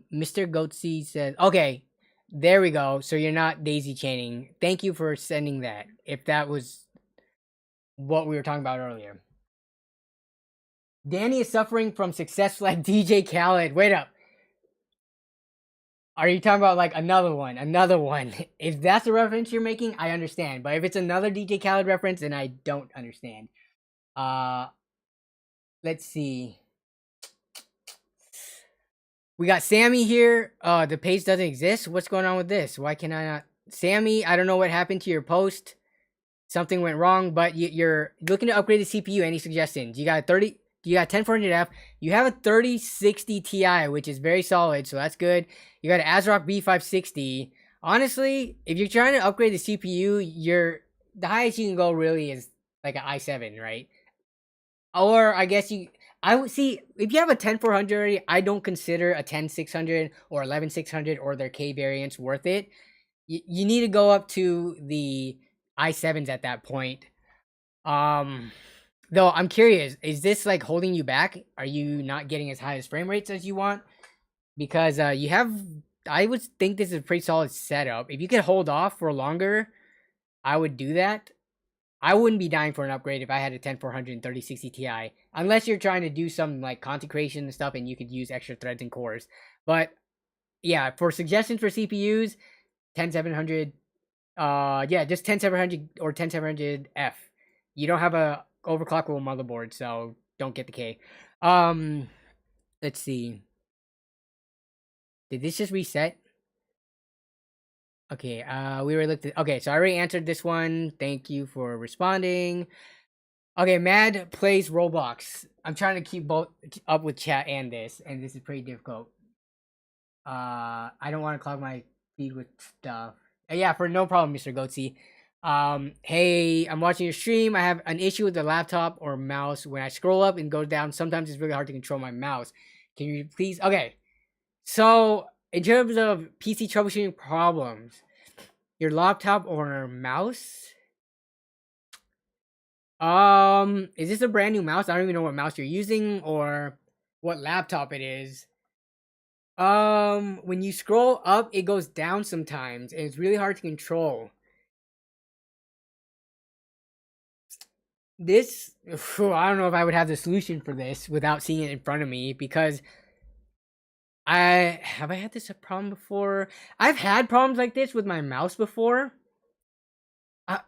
Oh wait, when I scroll up, it goes down some. No, see, they say it goes down sometimes. So I don't think it's inverted scrolling that's turned on, unless it happens every time.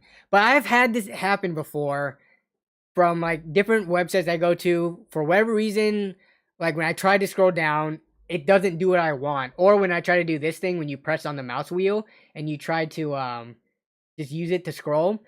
I've always been able to fix it by restarting or closing the browser or like replugging in my mouse though.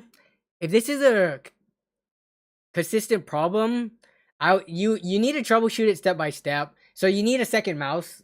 Hopefully you have one of those on hand from a different computer or like a friend's computer. See if putting a different mouse in gets rid of the problem, because obviously if it does, then it's the mouse that's the issue. It might be software related, it might be hardware related. If it's not the mouse, it might be something on the laptop side, so it might be a driver issue or what. Yeah, you didn't say it was your touchpad, so it might not be that. I don't have a solution for this, unfortunately. This seems like a very kind of like unique or random problem. Just figure out if it's the mouse or not first. Let's see what the chat has to say. Disable touchpad. I mean, what if they aren't even touching the touchpad at all, though? Is that really the problem? Let's see. What was Yosi saying? I didn't see, but whoever removed his message, was he actually spamming?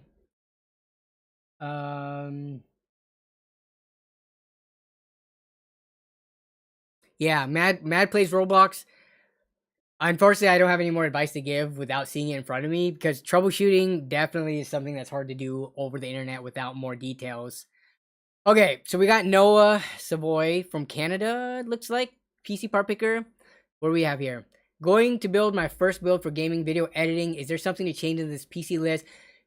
3,200 Canadian dollars or 2,500 USD. Okay, so let's take a look at this list for your first gaming and video editing. So you got the 12700, which is very solid. Okay. You've got a very expensive cooler.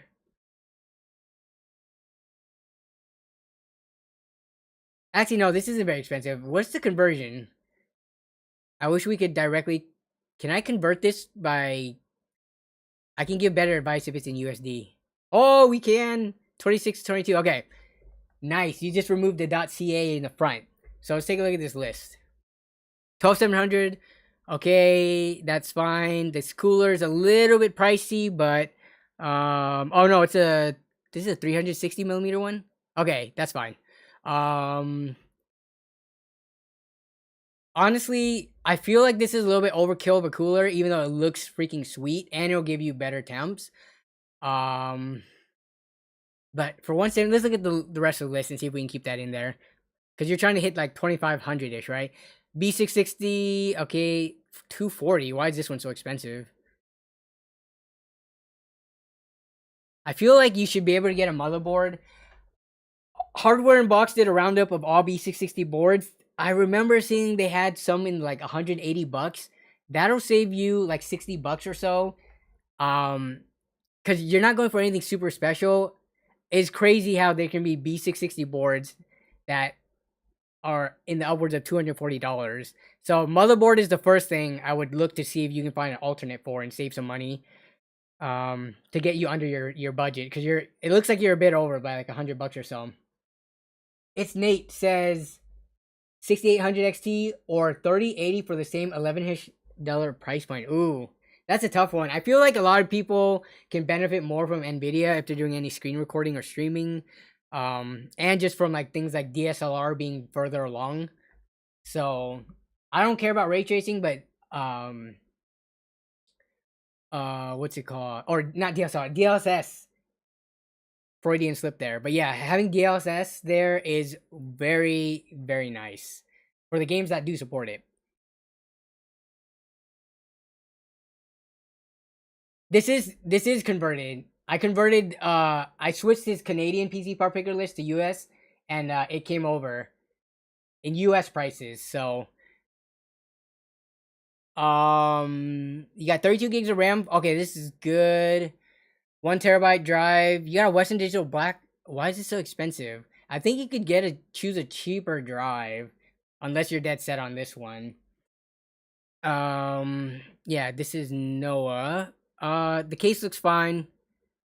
4000D. Got a 1000-watt power supply. Which where are we going with for the graphics? Where's the graphics card?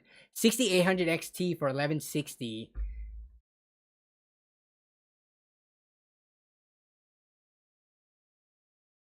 Okay, I feel like there are solid power supplies that could be a little cheaper, like $50 less. That's still like A tier. That's at least like 750, if not 800 watts, which is, you don't need that much more for a system like this. 1,000 is a bit overkill. Like spending $200 of the budget on a power supply. I know it's a $2,600 or $2,500 ish build, but I don't. Not many people need a 1,000-watt power supply. And then you got a Corsair fan pack for $100. Doesn't this case come with fans already? And then you have fans from this on the top side. You're already almost at the budget. If you have that much to spend, then so be it. But yeah, I think power supply and motherboard are the two areas I would look at alternatives for. You could likely find stuff that are just as good and save like $50 on each of them. I can't really comment on the 6800 XT just because it's a high-end graphics card from the current gen, and the prices are what they are at the moment. But yeah, Noah, hopefully that helped out. IDK about that says, is my build good? i5 12400F and MSI B660 Pro A and an RX 6600. Yeah, that's fine. You got a most current gen graphics card and CPU. No issues with that. Okay, Aiden D, did you see my post yet? But I forgot to put, I also have a 1000-watt power supply. Aiden, it depends on what your name is on here. Okay, what is the best GPU for $800? The best GPU is when the 3070 Ti's drop a little bit lower in price, and you can get them for under 800. Or a 3070 that went for $650 today on Newegg. Like, for $800, I don't see the 3080 coming down in price that much within the next few weeks. So, Jack, it's kind of hard to recommend something for 800. I would just spend less. Try to spend like 700 or less on a 3070. Okay, Asian dude with the 5900X with, of course, Asus Crosshair 8. Corsair 32 gigs of Corsair engines. 3090. This dude is ballin'. And you got, how much storage is this? What are the capacities of the Iron Wolf Pros?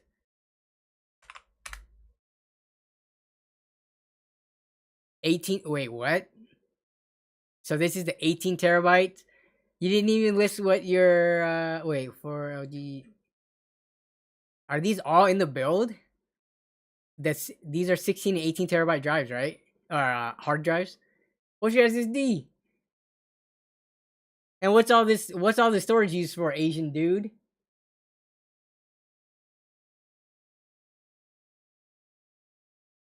I mean, you have a very solid build, even though your case. This is an acrylic side panel case. I don't know. It looks like it. I feel like with your specs, Asian dude, you're due for a case upgrade. Treat yourself and get yourself a better case. You got like tons of money poured into like all the storage, your graphics card, and your CPU, but your case is like looks super old. Oh, it's in your reply? Oh yeah, sorry about that. Let me see. What is the reply? 1TB 980 Pro, got it. Complete this build for at $4,200. Both rads are in push-pull config. Yeah. How did you put all this into this case? The case is a B2 Spirit.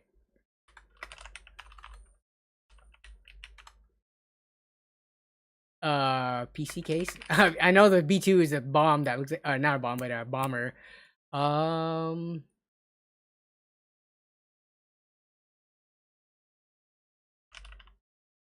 It's a really old case, right? Crap.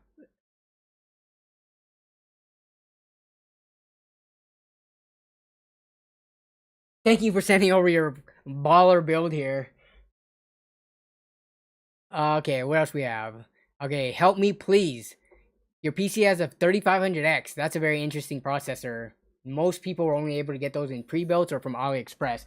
1660 Super Ventus XS. My motherboard is a B450M Bazooka. I have 32 gigabytes of RAM, 3200 megahertz. But whenever I use it at 3600, my PC crashes. First of all, oh, so it's supposed to be a 3600 megabyte kit. Okay, let me look at this before. So, I've never had, if you're running the XMP, or I guess the AMP, or whatever that is called. Let me look at the motherboard CVL though. It might not be supported. That's the only issue. So, I mean, the motherboard technically only supports up to, because it's B450. I think some of these boards did not support as high of memory speeds. So we look at the product spec itself. This isn't like the the last word on it, but this says it only supports up to 3466. Like that's what they guarantee support for. So anything above that, it's kind of on you or like luck. I'm trying to think. Have I run a B450 board at 3600 megahertz? Maybe I've had to always run it at 32 because of the limitation. But if we look at the datasheet, that's not it. They have a where's the CVL, or the QVL rather, not CVL, the qualified vendors list. Do they have that on here? I think that might be the issue. Help me please. And then you also had another issue saying, I'm having problems with my CPU cooling. My CPU is at 60-ish usage and 50C. What? That sounds fine. 50C at 60-ish% usage. I don't see a problem with that. People forget that these CPUs can run relatively warm before they even start throttling, let alone like shutting down. So your crashes seems to be the RAM speed issues, which I think it's because the motherboard just doesn't fully support it, and it's kind of luck if you want to get any higher. Okay, we got a super chat from Jason of Drebler Gaming Podcast saying, there are rumors that you actually use a $5,000 PC and pretend to use a 2060. How do you plead? How do I plead? Okay. How can I show proof of what is in my system right now? Let me pull MSI Afterburner and share the window at least. I can't. Let's see. So if you look at my MSI Afterburner, I gotta show you guys proof now. This is my gaming and streaming PC, by the way. My only PC that I have in my basement. But okay, here we go. Here's my MSI Afterburner. You see this?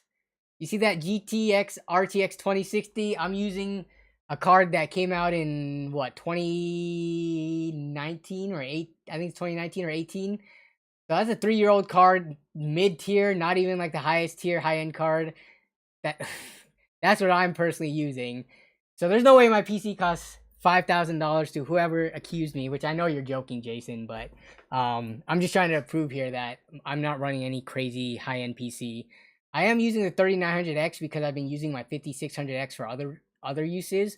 But other than that, my PC, if I were to price it out right now, it probably is worth around $1,500, and that's only because the graphics card is so expensive. I don't use like a crazy expensive system. But okay.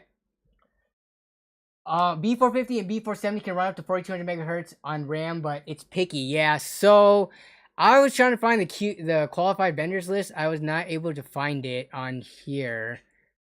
Where's it at? But just take a look to the person who submitted it. Let's see, support. Is it on here? EMI compatibility. Here we go. Memory. Here we go. Okay. So you got 3500X. Here's the memory list. I'm gonna hopefully you're watching this. How good are GPU prices now? We're starting to see GPU prices only be like 33 to 50% above MSRP, which is way better than, you know, when they were 200% plus, like double the price. So we look at the RAM speeds. Give me a second here. Yeah, so even from the qualified vendors list, man, why is this font so tiny? What is up with MSI here? But we take a look at this. They don't. Oh yeah, here we go. RAM speed, supported speeds. Okay. Yeah, you gotta take a look at this list. What RAM did you have? Let's finish this off. You have 3600 megahertz RAM. You didn't put what brand. So not all brands are the same. They use different components, have different timings. So help me, please. Definitely take a look at that list. See if yours is even on there. And maybe it'll say that it doesn't support up to 3600. But moving on. Okay. How much is RTX 3060 Ti now? So the weird thing about graphics card prices right now is some of them are coming down in price, but very specific ones. For some reason, the 3070 Ti is readily in stock and pretty cheap. But let's say we go to Newegg and look at RTX 3060 Ti. Last time I did this, it was more expensive than a 3070 Ti, which means obviously don't buy it. Okay, so right here, we're sorting by lowest price. A 3060 Ti right now, readily available. You can pick this up on Newegg. We have 3060s going for $520. Where's the 3060 Ti's?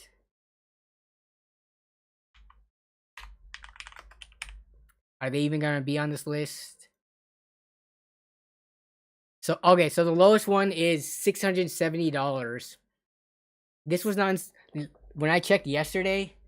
3060 Ti's were over $900, so it looks like they are coming back in stock. This was supposed to be under a $400 card, so this one I would say is a little bit overpriced. But they are coming down in price. Remember when we were only seeing this above like $900, $800? So we've seen like a couple $100 drop within the last month or two. Okay, so next up we have this person. See, like this is what I'm talking about. This is their build. I don't know what to do with this aside from like read it off. They have a 10400 and 1650, and this is a. If you are looking for upgraded device, definitely it's gonna be that graphics card. That's holding back the rest of the system. Everything else looks pretty solid and should last you for a while. HD bad boys.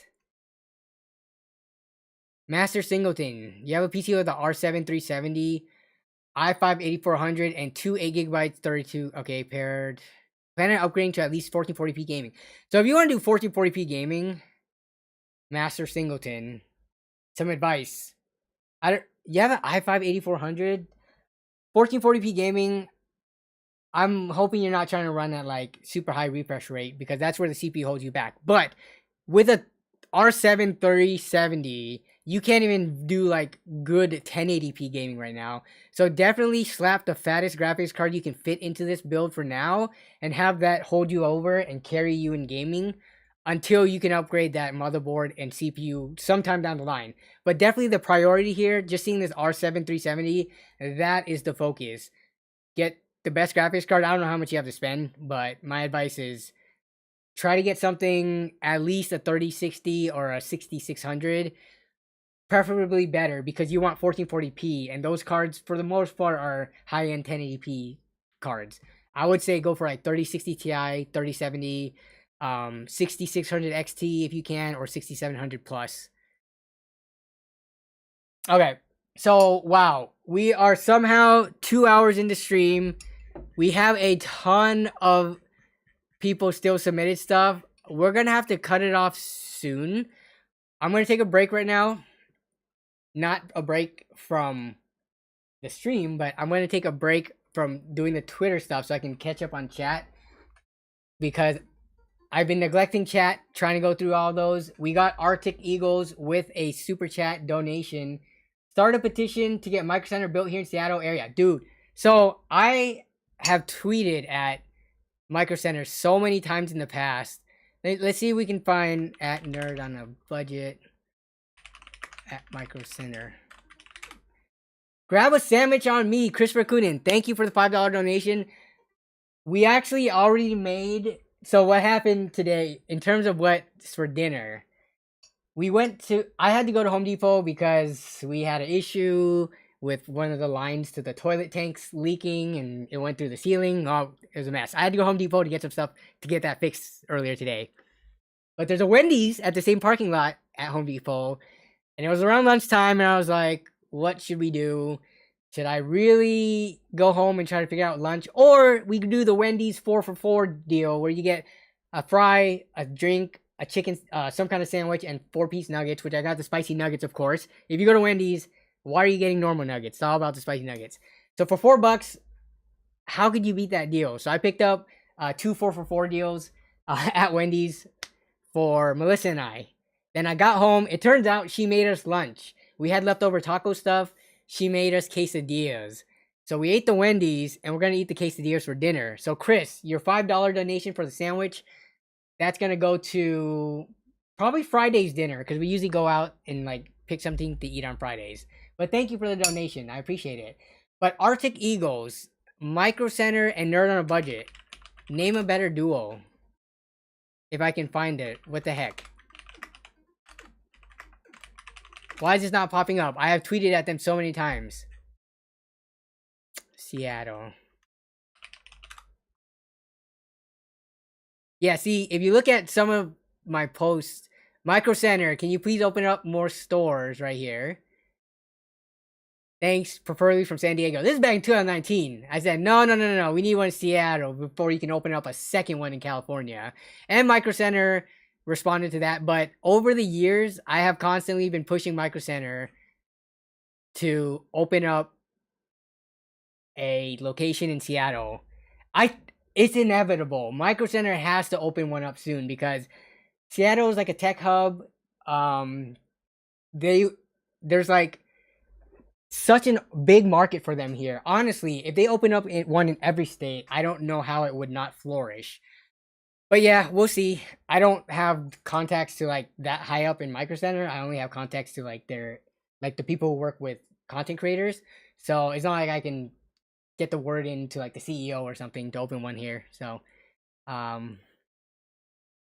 let's see. Was there anything else? Yeah, I mean I tweet at them multiple times a year to open one in Seattle. Okay. We got another super chat from Asian Dude. $10. Thank you very much for the donation. And you're saying thanks for the helping the community. Yeah, for sure. No problem. I love doing this. So I love being able to help out when I can. And I love the fact that we're building a community here where it's not just me helping out. I see you guys in the chat, chatting back and forth with each other. I see everyone helping each other out. And to be honest, sometimes I don't have the best takes, or like sometimes I have like a hole, hole in my knowledge because I can't remember everything at any given time. So the fact that we're doing this live on stream and people are able to come here, ask for advice, and not only myself and everyone else is able to come together and give advice, I think that's really special what we have going on here. So I'm very happy, with how the stream has turned out ever since I started streaming consistently. And I can't wait to see, how big this gets as we continue to do this. So thank you to everyone for being here and being an awesome community. Let's see. Yeah, everyone wants a Micro Center. Let's see. What did Klein say? So Klein asked, how will I know flipping a PC is profitable? I mean, what are the things that I need to consider if it's the right time to flip a PC? So I have never seen a time where it was not good to flip a PC. So when you flip a PC, a lot of the profit you're making isn't gonna be from the parts, because you know you can only make so much unless you're ripping people off, which I do not recommend doing. Like, do not rip people off who don't know any better and make money profiting off them like that.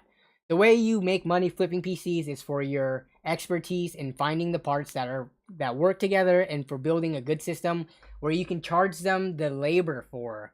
You know, per PC you can charge anywhere from $50, $100, $150 depending on the overall build cost. So it's always a good time to flip a PC, because there are people out there who don't want to build their PCs no matter what. No matter how easy it is, what people say, there will be people who are willing to pay money to buy a PC that's already built. So all you have to do is get the parts for reasonable or good deals, and then you make the markup on that plus your labor on top of it, and you can flip. So it's never a best time, it's always the best time. Let's see what else we got. And I'm touching the top of my glass again, which people gave me crap for last time. Putting my dirty germs on the rim. Putting my fingerprints all over the glass. You can see that. But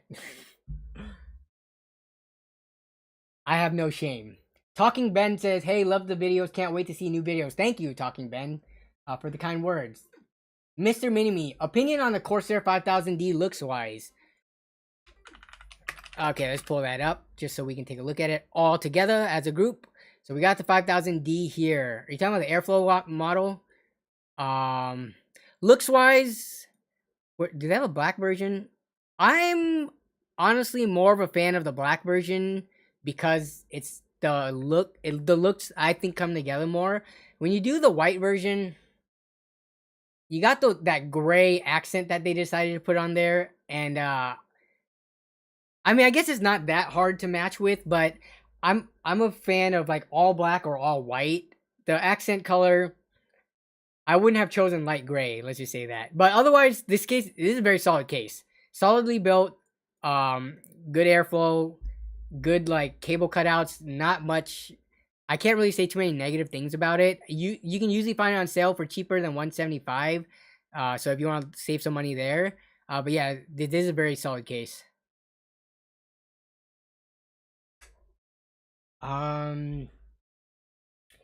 It's Nate says, don't you guys already have a Micro Center store in Washington? No, we do not. The closest Micro Center, I believe, is the Tustin one in California. I mean, we could take a look at the Micro Center. Do they have a map?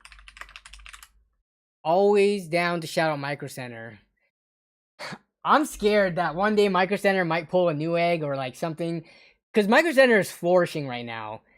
The issue is when a company gets too big, or if they get acquired, which this hasn't happened yet, but Micro Center is getting bigger, you might slip up and do something bad. They are one of the regular sponsors of the channel, so I don't want them to slip up and make it so that I can't work with them anymore.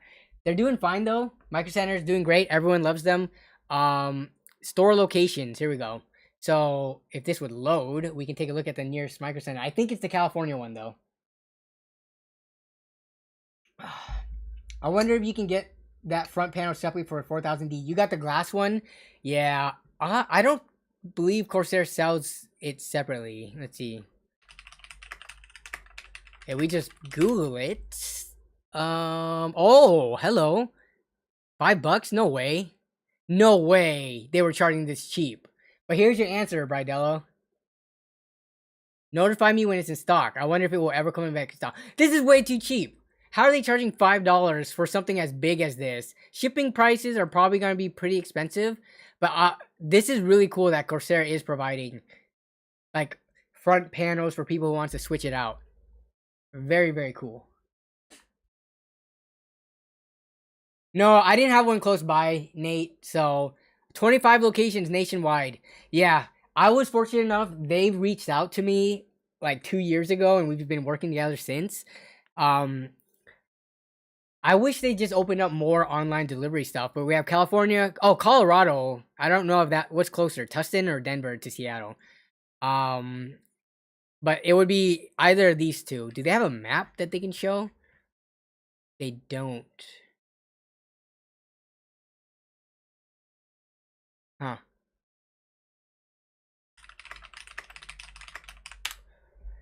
Let's see. Store locator. Oh, here we go. Is this it? Nope, that's not it. Yeah, they don't have it on here, but okay. Corsair is really good about that kind of stuff. They charge me $5 to replace the ear pads. Yeah, that's cool.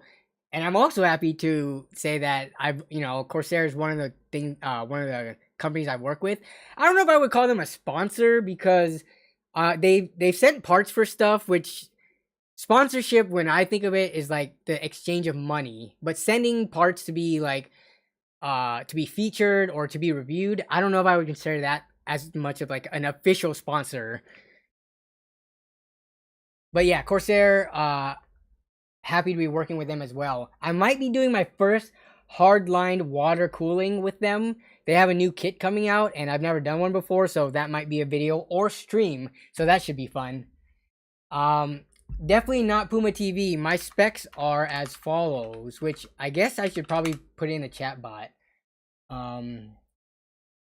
Victory Love Me says, I'm wondering if you think Build Redux is a good website to buy from.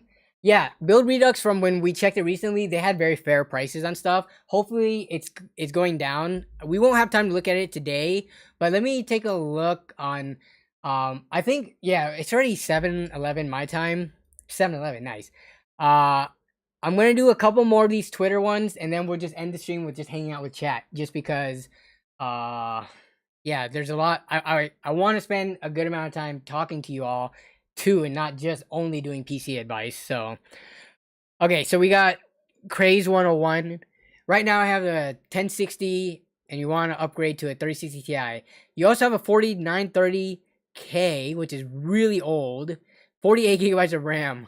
I mainly want to stream. Craze 101, I hope you're on chat right now, because otherwise I'm talking into the void. You have 1 terabyte of storage. Okay. Stream, make videos, be... Oh, man. $800 budget. With the $800 budget, what you do is you... this is hard. Because that 3060 Ti is going to run you like $600+. And with the rest of it, you're not going to have enough to... You're not going to have enough to buy a motherboard, RAM, and... motherboard, RAM, and CPU. Like, to upgrade. You just won't have enough. So you can definitely upgrade the graphics card. If you're streaming or making gameplay videos, use that NVENC encoder on the graphics card to do that through OBS or whatever. And you're gonna have to stick with this platform for a little bit longer, because to upgrade basically the whole system, all this stuff plus the 1060, that's gonna run you closer to 1,000, if not more. Crazy 101. So hopefully that helped out. We've got the Coop Life. You're from Massachusetts. I was looking to upgrade my PC. Don't know where to start. You currently have, okay, your case is fine. 3600X, pretty solid still. Oh, okay, this is hard. I would say, so for a system like this, and for anyone else who has a system similar to this, I would say if you could hold off for the next few months, do it. Your 5700 XT is still relatively new. It's only 1 generation old. It's a pretty high-end card for its generation. And the 3600X, I mean, it's technically only 1 gen old if you skip over the 4000 series from AMD. AMD is releasing some new stuff right now. It should drive prices down for their current stuff, or you can get something new. This system, I don't think has any issues gaming, or like even if you wanted to stream or stuff.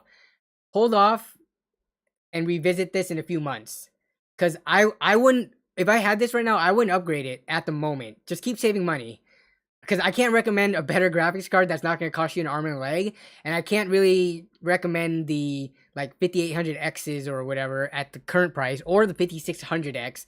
Those are kind of overpriced at the moment, but we should see a price drop soon with AMD's new announcements.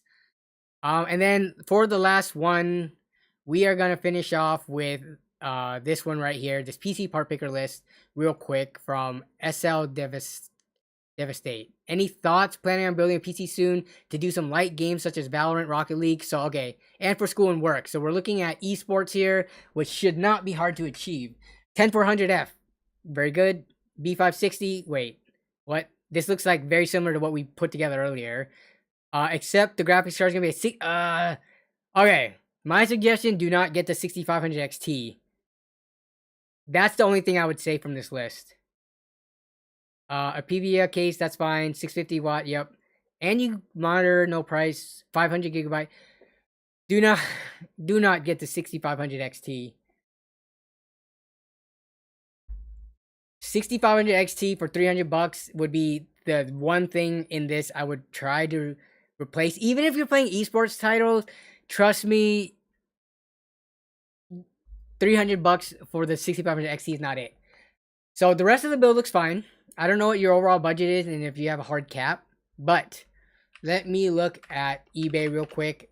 I would consider going used. If your local market has something for the same price, a GTX 1070 would be such a better card. That's like going to be my recommendation in this case. 1070. I think we saw them earlier for, yes, just a little bit over 300 bucks. If you can find it local with no tax, no shipping, oh, that would be the deal. But right now we're looking at eBay.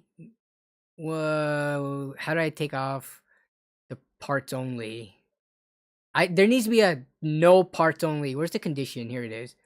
So we're looking for open box, sell refurbished, and used. Yeah, 1070 pre-owned. DisplayPort defect. Don't get that. Wait, DisplayPort. Does the HDMI work? Works. Because this would be a pretty good discount for a 1070, 260 bucks, and way better than the 6500 XT. Where's the freaking comments? Description.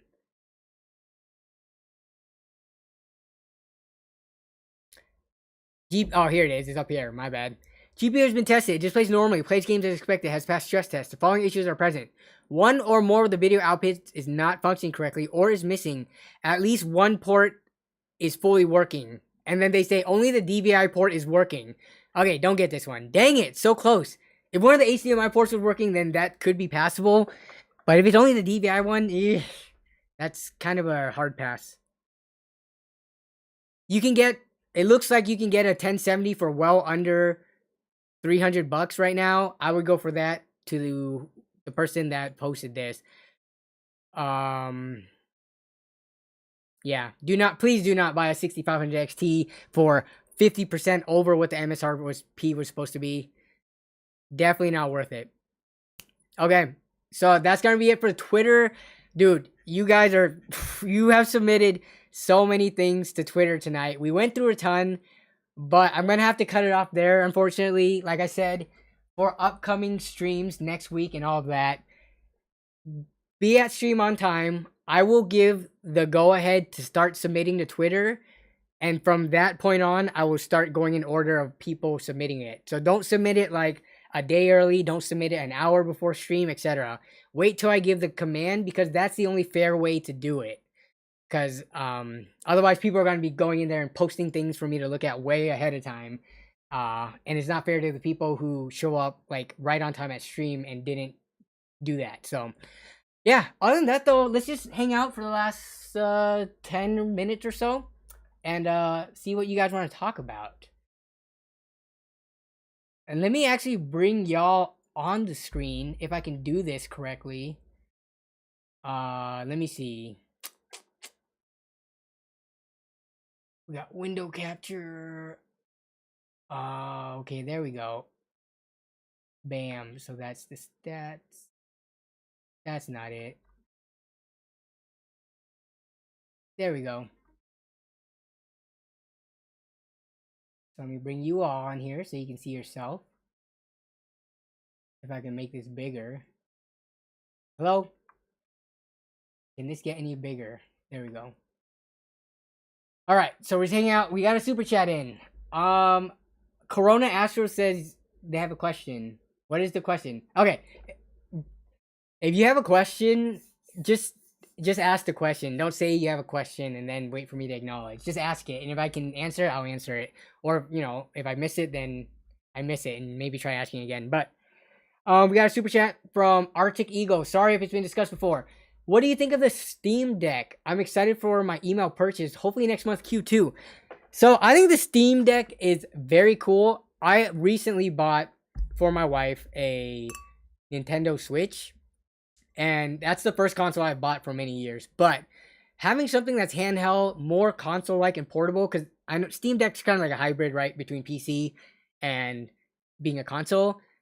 There's a place for consoles. I'm not a console hater. I think the Steam Deck is awesome. I want to pick one up when it's not super back ordered.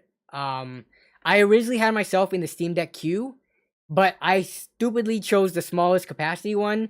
And from what I've seen, you cannot upgrade the storage easily unless you do like SD card. Is it SD card, right? But then the SD card speeds are not as good as the onboard storage, which is, I think, either special form factor or soldered in. So it's not easily replaceable. So I canceled my Steam Deck order because of that. And now if I want to put myself on the wait list, I feel like it's going to be a while. So I'm just going to wait on it. But for your original question, I think the Steam Deck is very cool. And I will likely get one sometime in the future, just not right now.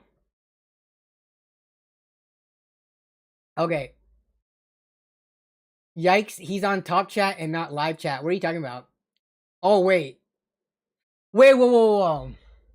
No. Top chat should be fine, right? Are people not... First of all, I didn't even realize this was a thing. All messages are visible. So, quick question. Christopher Yee was wearing your merch earlier today, was he? Nice. I sent him a couple of shirts, but... So this is interesting. I've never noticed this. I think top chat gets everything. It just... Potential spam may not be visible. So, choosing live chat is, live chat lets the spam through. Me doing top chat isn't like I'm only allowing members or anything to come through. This isn't like Twitch. Like, I'm pretty sure top chat, everyone's message comes through. So I don't think that's a yikes there. I want live chat? Interesting. Let me go to live chat. Let me see. Yeah. In a stream this small. It's mostly where there are thousands of people. Let me switch it to live chat. But I need to do some more research on this because that's what YouTube... I'm pretty sure that's what YouTube defaulted me at. And I did not set that purposefully. But let me see what you guys have to say about that. I've always wanted to be on a YouTube video, lol. Okay, now you guys are. The chat's on here. No, I'm very aware it's an old platform. Top chat keeps spammers from flooding. Yeah. See, I think by going to live chat, the stream chat looks the same as it was earlier. So... I don't see any difference. And did anyone's message get cut off at all? Let me see. Let's see.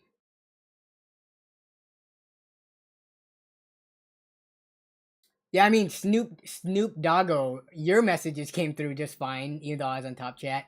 But YouTube always defaults to top chat. Yes, default. Yeah, okay. So I mean, I guess even at live chat right now, we don't have spammers. The stream's not that big. We have like anywhere from like 100 to 200 viewers, so it's not crazy. But I guess I wonder if I could change this as a default to live chat, and I could always switch it to top chat if it's an issue. But I had a message about Discord not show up. Oh, got it. Okay. Okay. Hey, it's Joel. What was your question? I totally missed it. GTX 1080 Ryzen 2600 16 gigabytes DDR4 12400 650 watt, plenty of SSDs. What do I upgrade for 1080p 60 gaming? What do you upgrade to for 1080p 60 FPS gaming? Does your Ryzen 5 2600 and GTX 1080 not achieve that? I feel like that achieves 1080p 1060 gaming, or 60 FPS gaming, sorry. But I mean, the 1080 is still a very solid card. an upgrade from a 1080 you're definitely spending in the upwards of 500 for a graphics card in the market right now. And then for a let's see, you have a B450 board, so you could stick with that and upgrade to a newer processor, but that's going to cost you upwards of $200. So I guess, Joel, I'm not seeing what Elden Ring specifically, not at it's because you okay. The thing about playing at Ultra is, have you played at Ultra and then something like high versus medium? The requirements to run Ultra gets like exponentially higher versus the actual visual difference that you can see. I don't know. Are you playing on like a huge TV or a super nice monitor? If you're shooting for 1440p high, then you're looking at a really expensive GPU upgrade right now. Because even like a 3060 or 6600 from the current gen, it's not going to do 1440p super well. You're looking at like, if you can try to get like a 6700 or a 3070, but that's going to cost you at least $700 to $800 right now.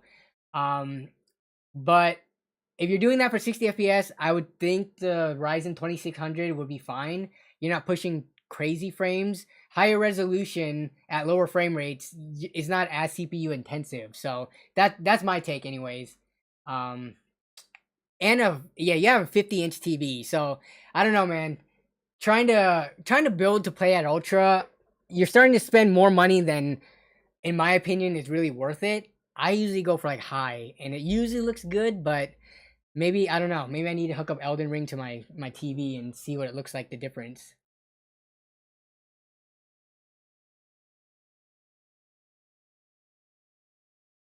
Yeah, your friend plays Elden Ring at, well, so Elden Ring is capped at 60 FPS. I'm not, if you saw my recent video, the benchmarks, I was trying to push it to higher FPS, but because it's kind of considered a console port, even though it released at the same time, but all the Souls games have been like 60 FPS capped, right? Because they were console ports in the past. There is a mod that allows you to go above that 60 FPS. I tried it out. It was a stuttery mess. So then I said, screw it. I'm going to benchmark and see how close to 60 FPS I can hit. But yeah, so 60 FPS, I don't think that should be that hard to achieve. I think it's a graphics card if you're trying to push higher resolution. I just wanted to benchmark Elden Ring because it's so popular though, and to show that the 1% and 0.1% lows for the most part, because that stuttering or like the frame drops is what's going to be important for people who play a game like that, where dodging key mechanics is very important. But yeah, let's see. Zeus, your birthday is tomorrow. Well, it's your birthday somewhere in the world right now, so happy early birthday, Zeus. Thank you for joining the stream. Let's see. What else? Any good PC for $1,000? Zeus, I should have probably linked it. Does anyone still have the link to the PC part picker that we did? I don't think I have anymore because I'm in incognito mode. But we had a build that we did. Actually, it might still be here. Yep, here it is. Okay, Zeus, this is the build we put together. You can change some stuff.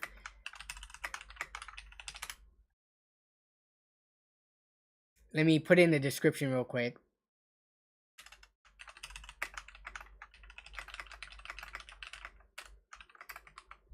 Okay, so we got that going. Show you killing the tree sentinel. Impressive. No. I didn't. I'm like so far from killing it, but I can survive for a very long time and get some hits in. Just call me Abdul, man. There are like hundreds of people in chat. I cannot remember everyone's name personally, unless you change your screen name. I can only call people for the most part by their screen name, unless you're like a long recurring member, or like if you're like Drebler Gaming. I know that he's Jason because I did a podcast with him. But yeah, okay. Definitely not Puma TV says, what GPU do you recommend for a Phenom 2 X4 965? What GPU? You could probably run like a GTX 960 very solidly with that. Oh wait, that's a 945. That's one of the lower end ones. I think 965, 975 were pretty decent. Yeah, you're going like GTX 950 with that Phenom 2 processor. Definitely not Puma. Or like a GT 1030. What do I do? My GPU fan stopped working. Junior, does it stop working even when you're gaming? A lot of graphics cards nowadays, they have fan curves built in where they won't run unless they're above a certain temperature. So your fan stopping isn't necessarily a problem unless it's not running when you're loading it up, like with a game and stuff. So yeah. No. I'm not remembering everyone's first name. Uh, yeah. Let's see. Oh, did I miss anything? Dilzen. What was your question? You're asking me if I could answer it. You see how like I have to go up? Like, when did I miss your question? You should just ask the question again. Cause alright, hey, I got a question. I have Alienware this thing in RTX 3080 Ti, and I get some weird black flickers every now and then. Uh-oh. What are we looking at here? You have black flickers, and it's an Alienware Quad HD gaming monitor. You have black flickers. How can you fix it? Dilzen, do you know if it's the monitor? So when it comes to troubleshooting stuff, always try to pinpoint the problem with external sources of hardware. I'm sure you have like a TV or extra monitor or something in your house. When you put your computer onto that, do you get any flickering issues? I'm trying to figure out, is it a graphics card problem or is it a monitor problem? I'm guessing it's a monitor problem. You have a pretty high-end graphics card. If it's a monitor problem and it has flickering issues, I don't know. Like, it could be a number of things. It could be faulty hardware. I mean, I don't think BIOS upgrades or like software upgrades for monitors is really a thing that's usually necessary.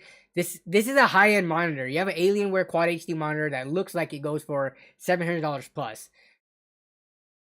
Is it within the return warranty window, or did this happen like a long time after you bought it? Can you return it and replace it? It's really hard to try to diagnose something like this.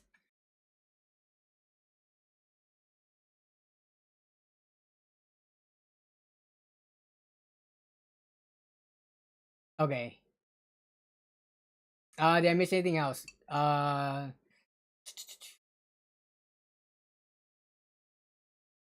Yeah, see, chat's flying by way too fast, and I cannot spend all the stream scrolling up. Plus, we are over the time limit. So I say this was a very successful stream. Thank you for everyone who does make time, in their week to come and watch the stream. We have a lot of recurring people, a lot of regular viewers, which is so awesome to see. We've got an awesome community here. I had a lot of fun tonight. Hopefully, we were able to help. As a group, we were able to help a lot of people. Hopefully, and I look forward to doing this for the coming weeks, months, years. Hopefully, I'm getting pretty hungry though. I'm not sure about you all. I gotta get something to eat. Again, next week, come ready if you do have questions. Get ready to post it on Twitter when I say so during stream, and then we can hopefully look over some stuff there. But I'm just gonna look over the chat for the last minute or so before we end it here. But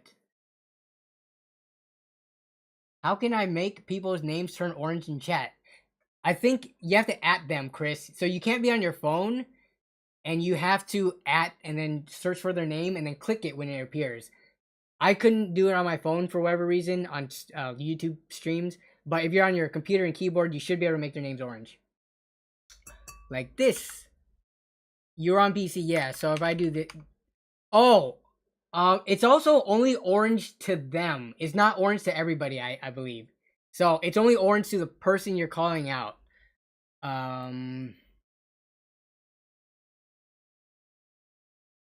Yeah, Chris, it's only to you. So I'm only seeing @nerd on a budget orange, but I don't see any other tags as orange. Sorry, I should have mentioned that. But let's see.